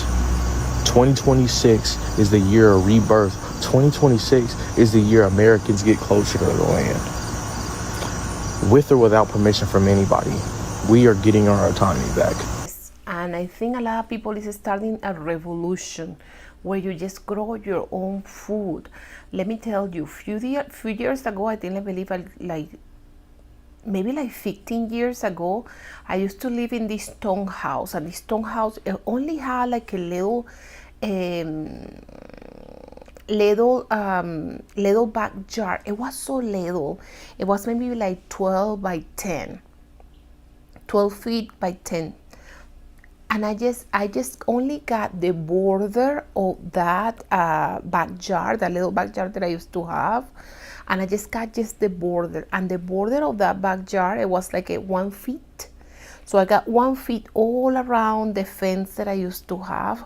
And I started to grow my own food. I didn't grow a whole lot because I was living in a state that had all the seasons. But I did during the spring and the summer.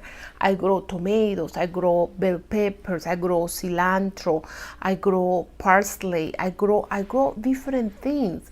And it was so good because it tastes so different when you just kind of like fresh pick in there. And I just try, and as of right now, I live in an apartment as of right now. But I decided that I'm gonna start doing it again. Maybe I'm gonna buy one of those vertical towers that you just grow your food in those vertical towers. I don't know if I maybe can just grow maybe like 5-6 plants. And I'm just gonna get a few pots for I can grow tomatoes, and I'm gonna see what I can grow. I'm gonna try to grow the items that I use the most. And I'm just planning to do this because we have to do something about it. If I don't go to the store for like, maybe my plant produce 5 pounds of tomatoes, it's 5 pounds of tomatoes that I just don't get to buy in the store, where these greedy store owners want to take us our food, our money. We just have to try to grow some food, because it is a lot of food insecurity in this country, and it's something that you can do, whatever you can do. If you have a space in your house, instead of grow those plants they just only look beautiful, you can grow a vegetable, you can grow a fruit, you can grow something that it can feed you instead of just looking beautiful. And sometimes the plants that also feed us, they can also look really good. Thank you for staying towards the end of this video. Please don't forget to subscribe to my channel, giving a like, comment. Just it's help us to spread the good karma. Okay, spread the good karma, subscribing to my channel and giving a like. And if you want to just if you want to gift me a coffee, here I leave you all the information for you can give me a coffee. I'm like a kid in the candy store every time that I received coffee money from you. So guys, it makes me really happy, and then let me know that you guys appreciate my work. So you guys take care. Thank you. Bye bye. This is downtown Los Angeles near Vera Street. God damn, $8.21 for a regular? Gas is $8.21, $8.25, $8.20. Look at the diesel. Probably get a little worse before it levels out, would be my guess. The president says, look, they will go up for a short time, but it's worth it for America's security. What do you think about that? We don't really know how long this is going to take. We don't know how long his war is going to be. And in LA, gas prices are $10, $8 for a liter. Yes, this is the point that we are close to $10 a liter for gas prices. Can you guys believe that? How expensive gas is? Yes, this is where we are right now in this country, and this is where we are in the whole world, because really the gas prices went up everywhere, and it's nothing that we can do about it at this point. Okay, just try to find and shop around and see where is the cheapest gas station and try to put gas there. For the first time in quite a long time, Lexington residents began a new work week with gas prices well above the $3 mark. war will do that. The cost of the American and Israeli attack on Iran is starting to hit America's gas pumps, where the prices are as high as they've been on average in more than 2 years. 9 days into this war, and Kentucky's average fuel price is $3.13. It's $4.39 for a gallon of diesel, and that alone could raise prices on many of the goods that come off those trucks. Here in Lexington, the average price is $3.14, but if you shop around, you might still be able to stay under $3 at some places. For now, costs remain high at the grocery stores and almost everywhere else, but the lower fuel prices we had were a nice break. But now they might break the bank for many. Oh yeah, definitely. It adds up through the week, especially if I work all 7 days, then yeah. I don't know what I'm going to do, honestly. Mr. Boggs commutes to Lexington from Richmond daily. He said this morning's fill-up cost $80. Last week it was about $60. That $20 difference multiplied by several fill-ups weekly will be a big ding. It's something we'll all be feeling now, and it will require many to make cuts elsewhere. The only person you should be blaming is your governor. Happening. This is downtown Los Angeles near Vera Street. God damn! $8.21 for regular? Gas is $8.21, $8.25, $8.20. Look at the diesel. Y'all better get y'all some e-bikes or something, because damn, that shit is high as fuck. This is March 8, 2026. Okay. Los Angeles, California, downtown LA. The crazy part is this has nothing to do with Iran, and some of y'all are still gonna think it does. And this is today. Crude oil fell to $87.22 per barrel on March 10th, down 7.96% from the previous day. Because the gas prices where I'm at, $3.79, $5.19 for diesel, $4.49 for ethanol free. But that's just the location that I'm at. But if I use one of those gas apps that lets you know where the cheapest gas is, I can find it much cheaper. For instance, this Shell location is $2.99 for regular. And are we forgetting the most important part? Summer is coming up, so do you know what that means? Gas prices are automatically gonna go up no matter what, even if we weren't in Iran.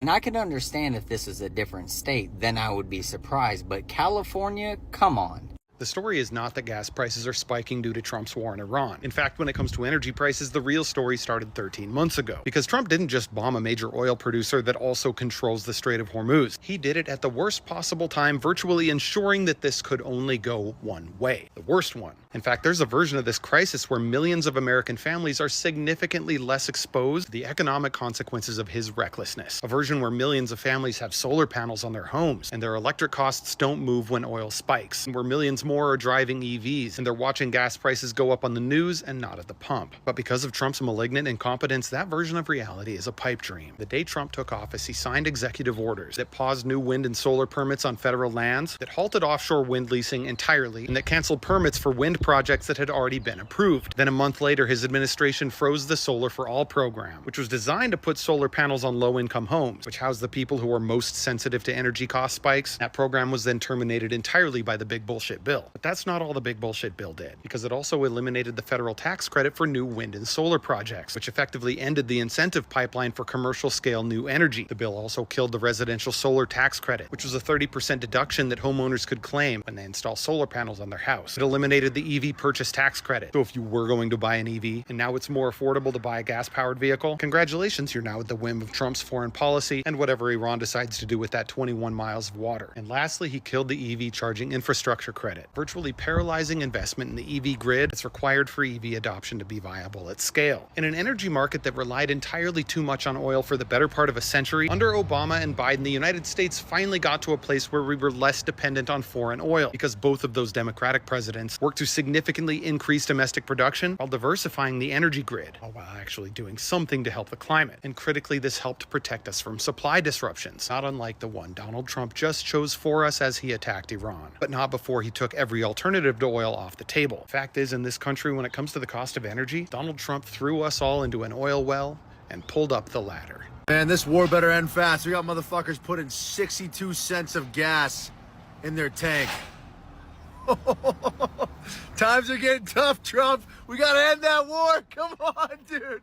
Bro went from one block to the next block. We are so cooked. Why have gas prices been going up this past week? If you're not sure, I'm here to give you the answer. Follow me to stay educated. This past week, gas prices have gone up about 60 cents on average around this country. Primary reason for this is, you guessed it, the war in Iran. Right by Iran is the Strait of Hormuz. Sorry if I got that name wrong. But 20% of the world's oil goes through that strait to go to transport to different countries. And with there being war in Iran, there's no transporting going through that strait right now. Classic economics, when supply goes down, prices go higher. However, America imports $0 worth of gasoline and oil from that strait or anywhere in Iran. 60% of our imports come from North America, mainly in Canada and Mexico. But with the lack of supply over in the Middle East right now, these oil companies in Canada, Mexico, Texas, you name it, they are able to sell their gasoline for 20% more than they usually do to countries in Europe and the other side of the world, because their gasoline right now is cheaper no matter how much they raise it compared to how it is in the Middle East. You following?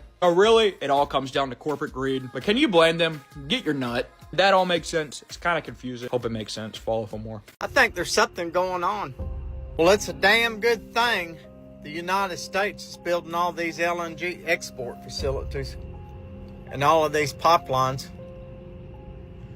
But they might need to start building some ships. Have y'all seen the shipping rates for LNG tankers here in the last 5 days? They have went up 650%. These LNG tanker companies was charging $40,000 a day to ship LNG. They've upped their price to $300,000 a day because there's not enough ships, and they can, and they're fucking getting rich, just like these damn oil companies. You think they're going to start drilling anytime soon? They might a little bit, but they're not going to drill enough to get the price of oil back down. And if you think oil prices are going back in the mid-50s anytime soon, that ain't happening either. These oil companies would rather get rich off your backbone. Did you know I stopped at a gas station the other day? I went to 4 of them, as a matter of fact, trying to find the cheapest damn gas. And there was a range of 50 cents a gallon difference. You don't know how much price gouging is going on right now. And when I went in there, those ones that was charging 50 cents a gallon more, they look just like these people.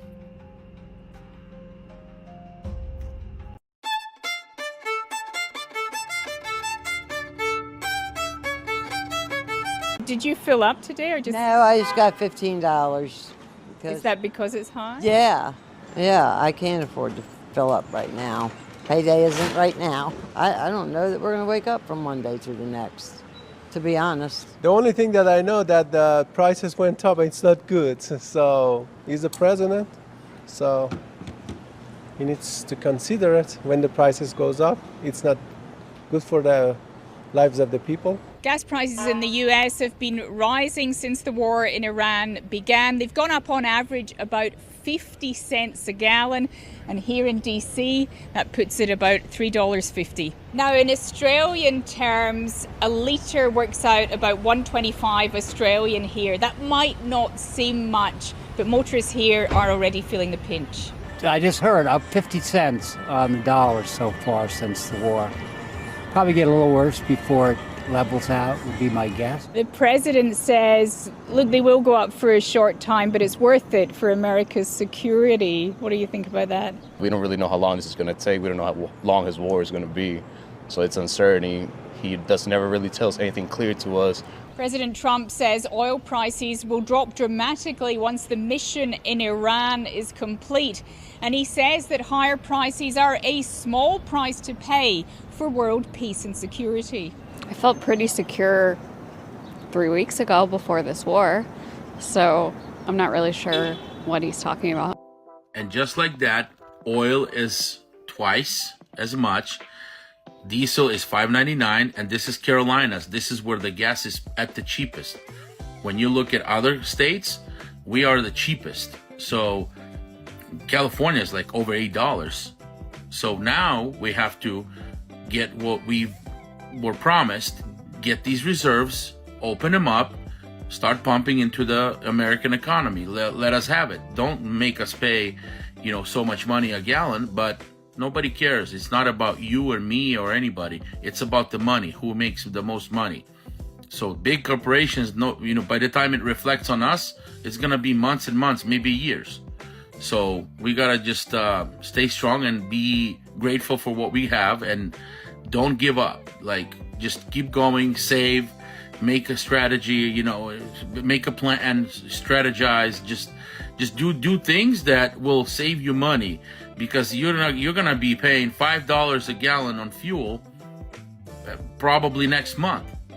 Like I said, diesel is $5.99. So the government's supposed to release all the reserves that they said we have for, 50-year reserve or whatever. That's not gonna. We don't have that. It's a lie, because the amount of oil, fuel, any kind of fuel, diesel, gasoline, jet fuel, the amount of fuel gets consumed every day in the United States, it's insane. It's thousands and probably millions of gallons a day. And you have to keep up with it. So get those reserves open if you have them and pump them into the economy, because we're screwed. Everybody stopped. The fuel keeps on going up by the minute. Well, I guess we're down to 2 meals a day instead of 3. Did you notice that gas prices are creeping up again? Or did the gas pump just quietly steal your lunch money like it did mine? It looks like I may need to get used to 2 square meals a day instead of 3.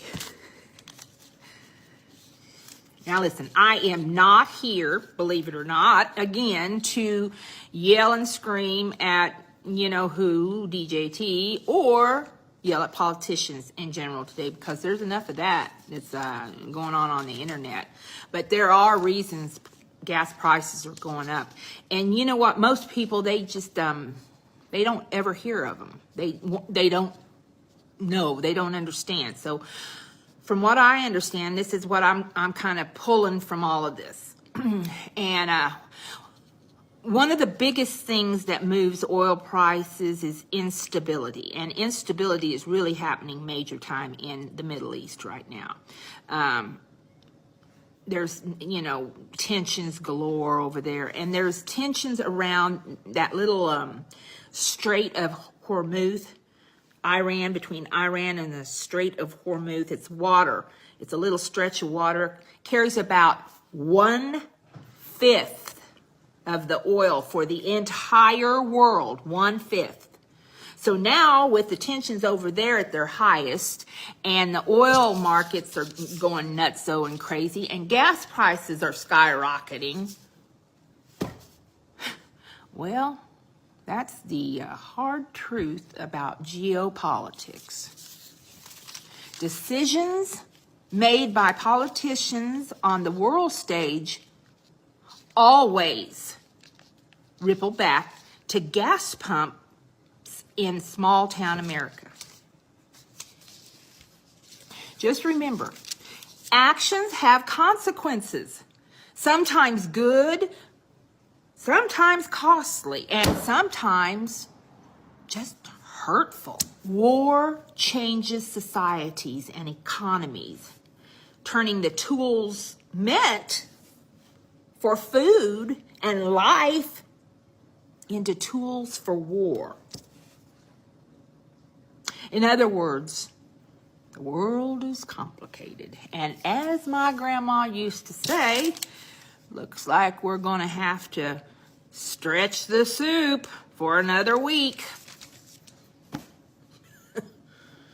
They're horrible. They're too expensive. They're high. They're just so high, Sometimes you have to choose between gas and other things that you really need. I mean, the president has something to do with it, so, And what were you?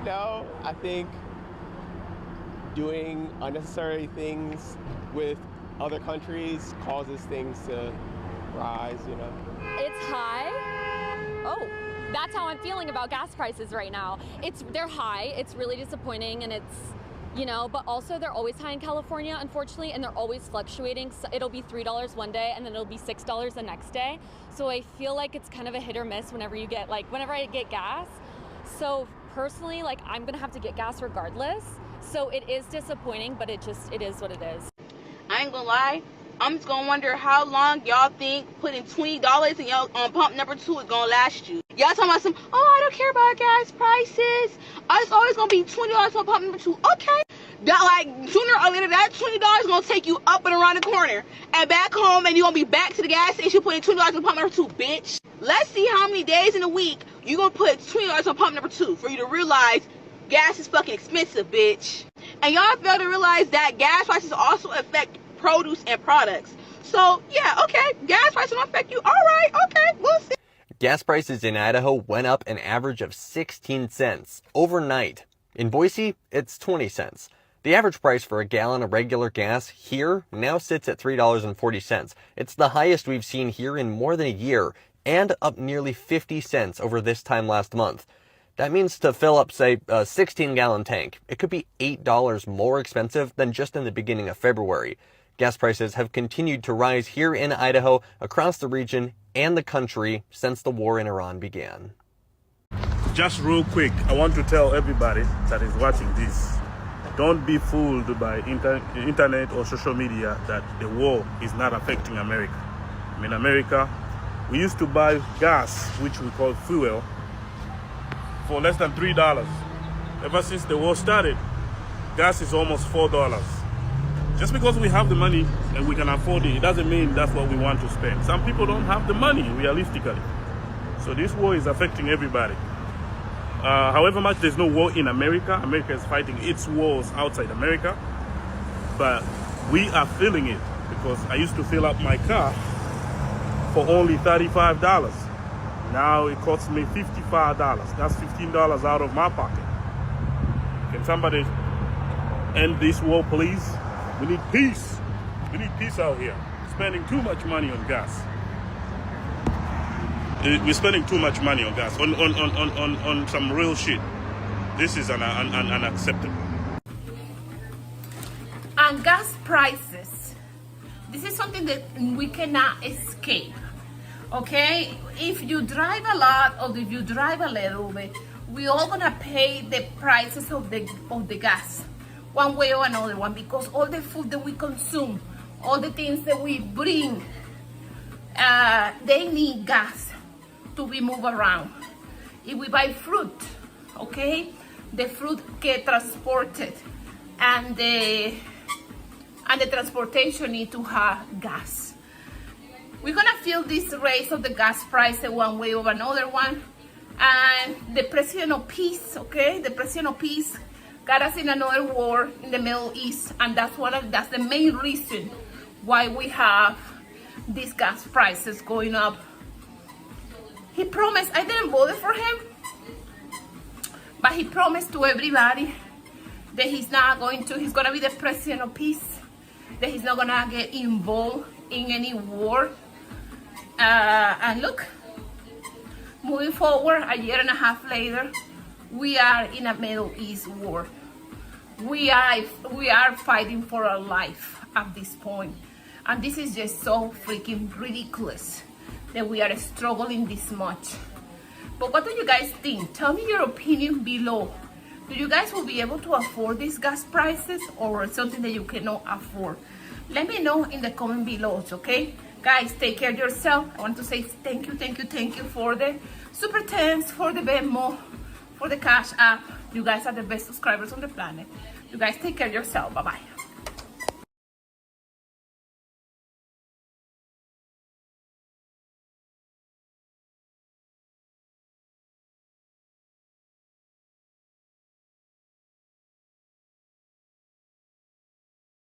So I got laid off today. I'm a registered nurse. I've been a registered nurse for 3 years. I've been a home health nurse for the past year. Alongside being a home health nurse, I've also been a healthcare coach remotely. A few weeks ago, I was laid off from my second job as a healthcare coach due to Medicaid cuts. Today, I was laid off from my agency due to my client being cut from Medicaid.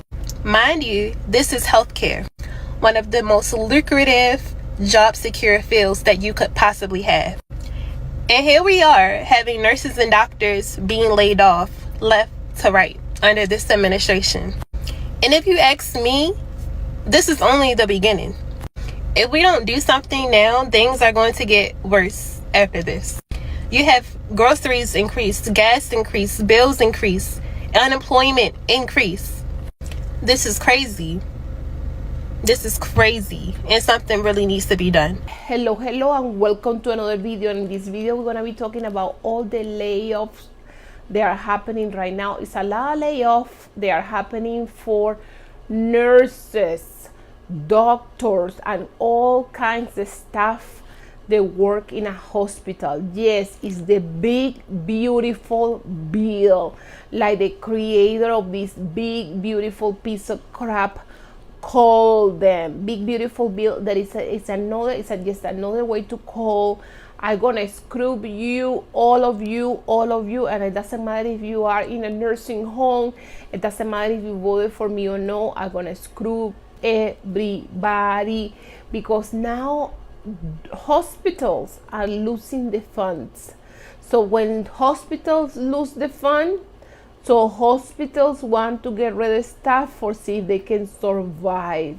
And it's a lot of hospitals in red areas, in red states, they are closing their doors right now, or planning to close their door, because without the Medicaid money, they will not be able to survive. For some hospitals, 60%, 50% of the money that they receive is a Medicare money. So the patients that pay with Medicaid and Medicare. So those hospitals already know they will not be able to survive this bill. So some of them are just reducing staff.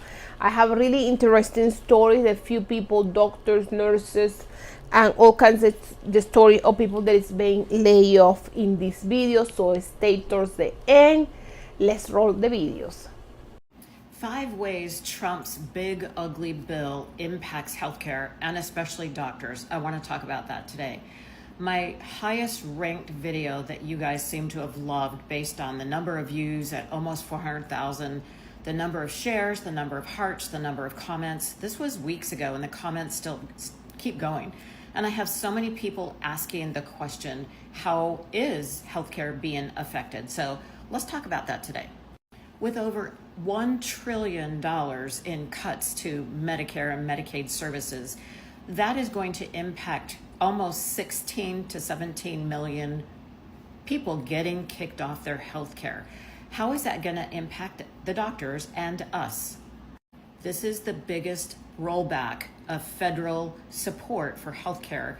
It's also making cuts to the Affordable Care Act today. And here's the 5 ways that it's going to impact doctors. Number 1 is emergency departments are going to be swamped. With people losing their healthcare coverage, they're not going to be able to afford to go to doctors or even keep up their prescriptions. So let's just say an antihypertensive medication, it's either pay for that out of pocket, which could be hundreds of dollars, versus putting food on the table. What are the patients going to choose? Of course, you got to eat.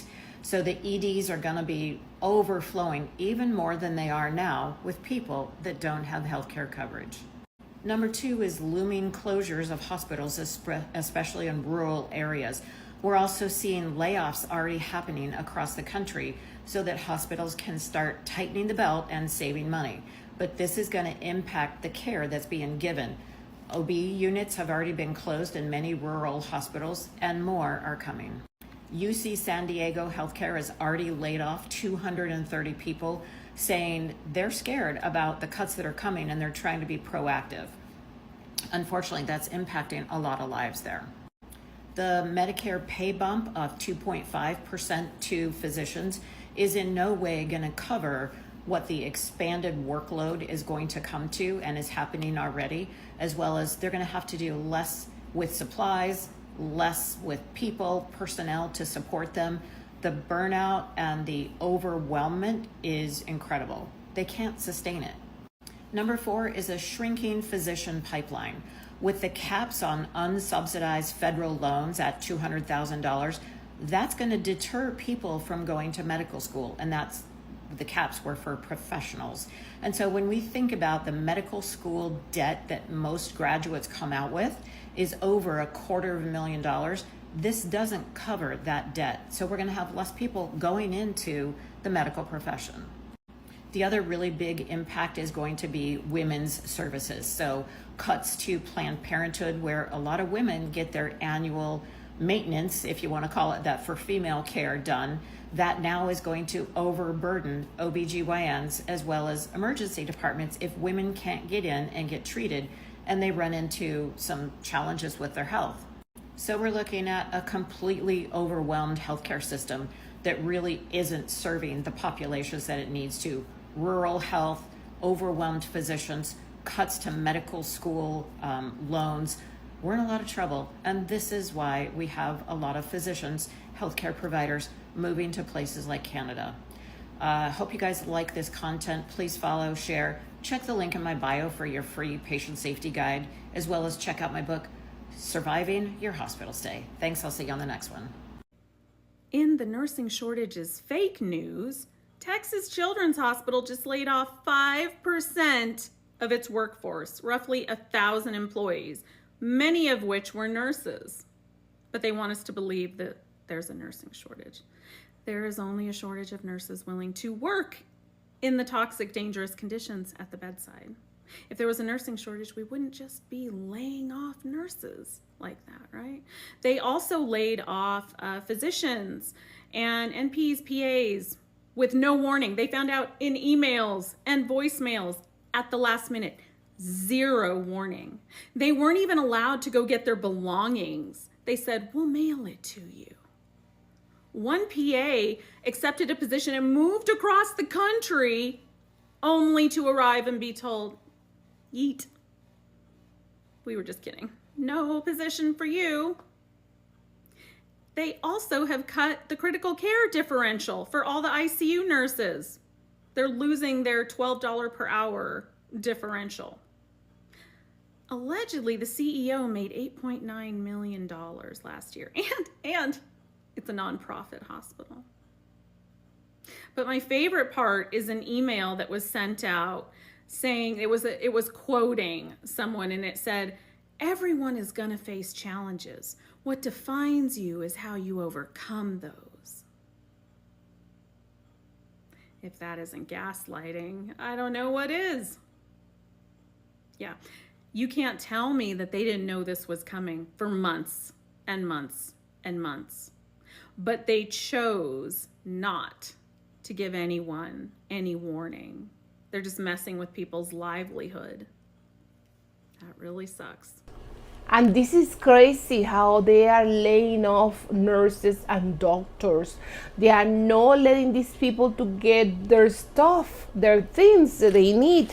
They had to leave the hospital immediately, and they just keep laying off doctors and nurses because the big, beautiful bill.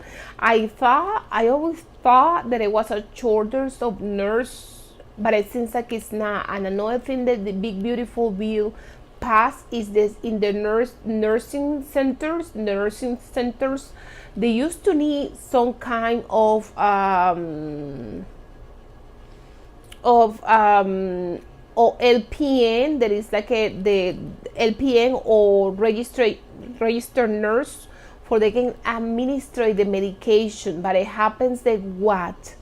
They don't need any more of that, because the big beautiful bill, except in the nursing centers where we have the elderly people, they don't longer need registered nurse or LPN to administrate the medications for the elderly people. That is really risky, because the nurses, they do the calculation of the medicines when some medicines are affecting the patients.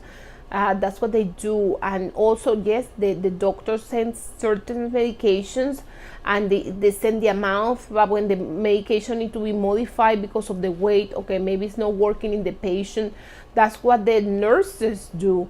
They calculate the amount of medication according to the weight for the patient. And now we're not having no registered nurse, okay, in those nursing home. Wow, it's gonna get really complicated and really unsafe for the elderly people to be in those centers. It's already really dangerous. Don't take me wrong. It's already bad, but it seems like it's gonna get worse. It's gonna get worse. So stay towards the end. Why are you going to med school? Why are you going to nursing school? Those are the questions you're going to start hearing the next couple of years thanks to ChatGPT 5's release today. If you're in the medical field, drop a comment. I want to have this conversation. As a developer, I haven't stopped hearing about how AI is going to take my job, and it hasn't been true. As medical professionals or future medical professionals, I want to know if you're going to fully embrace AI or not. The tools have the potential to save thousands of lives if used properly, so I want to know if you're going to embrace it or if you're not. I don't know if y'all know this, but they have been cutting a lot of doctors. I just seen a video and I had to go Google this. They are cutting doctors, okay? Like people are working until the end of the month, and then after that they don't have a job, or of course they have to go find a job as a doctor. You mean to tell me that this world is want money so bad for all this other stuff that's really not important? So we're gonna cut doctors? I read it and it's pretty much said they're cutting doctors, especially at the VA. It said the VA has a 95% low rate on having doctors. It's lower than normal, 95%, okay? That when it comes time to set appointments, that your appointments can be booked out for months and months. Like, this is August. You couldn't probably see a doctor until like November, right? So I don't think people are paying attention to what's going on. If we don't have doctors, what are we doing? This is nuts. This is insane. And I try to like read the news and pay attention, and somehow I miss that.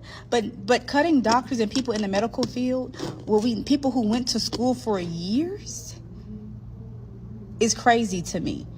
This is horrible across everything. But as I always say, this is what some people voted for, so I don't even know. Lucy, this is a great question. So meanwhile, there is a demand for doctors and nurses. Layoffs can happen for many different reasons. I'm in North Carolina. North Carolina is an at-will state. Last year, as I mentioned in my other video, I was laid off twice. I always had a goal and a dream to become an aesthetic nurse practitioner. It's a hard field to get into, as many nurses, may know. So I passed boards last year, April 2024. I had accepted a position at a plastic surgery office. I was told that I was going to be trained. I started my training, but 3 weeks after being there, they called and let me go by leaving a voicemail. Super unprofessional, but like I said, North Carolina is an at-will state, meaning that you can be laid off for whatever reason at any time. Then what I did was I went and took a travel nursing assignment. And during this time, I was applying for other full-time positions. And then I got a full-time position as a wellness nurse practitioner. So at this clinic, it was a vitality clinic where they did Botox fillers, hormone replacement therapy, and IV therapy. I was hired with the impression and also told that I would train to do Botox and fillers. Well, I was being coerced into prescribing therapy for individuals that didn't meet qualifications. The practice is owned by 4 people that had no medical background. So after being pressured and coerced by not just the practice owners, but as well as the medical director, I was looking for my exit route. But before that happened, I was let go, which is unfortunate, but it's best. I always say that I'm going to prioritize the safety of my patients, and I will never put my license on the line. But yes, that's how it can happen. Healthcare is a business, and with a lot of med spas and everything opening up, People prioritize revenue over the safety of patients. So always be careful, guys, where you are getting your services and treatments from. I thought nursing in America had the greatest job security. I guess nobody paid attention in their community health class, or maybe their nursing health care policy class. It's just funny how people have been warning people in these professions, healthcare, tech.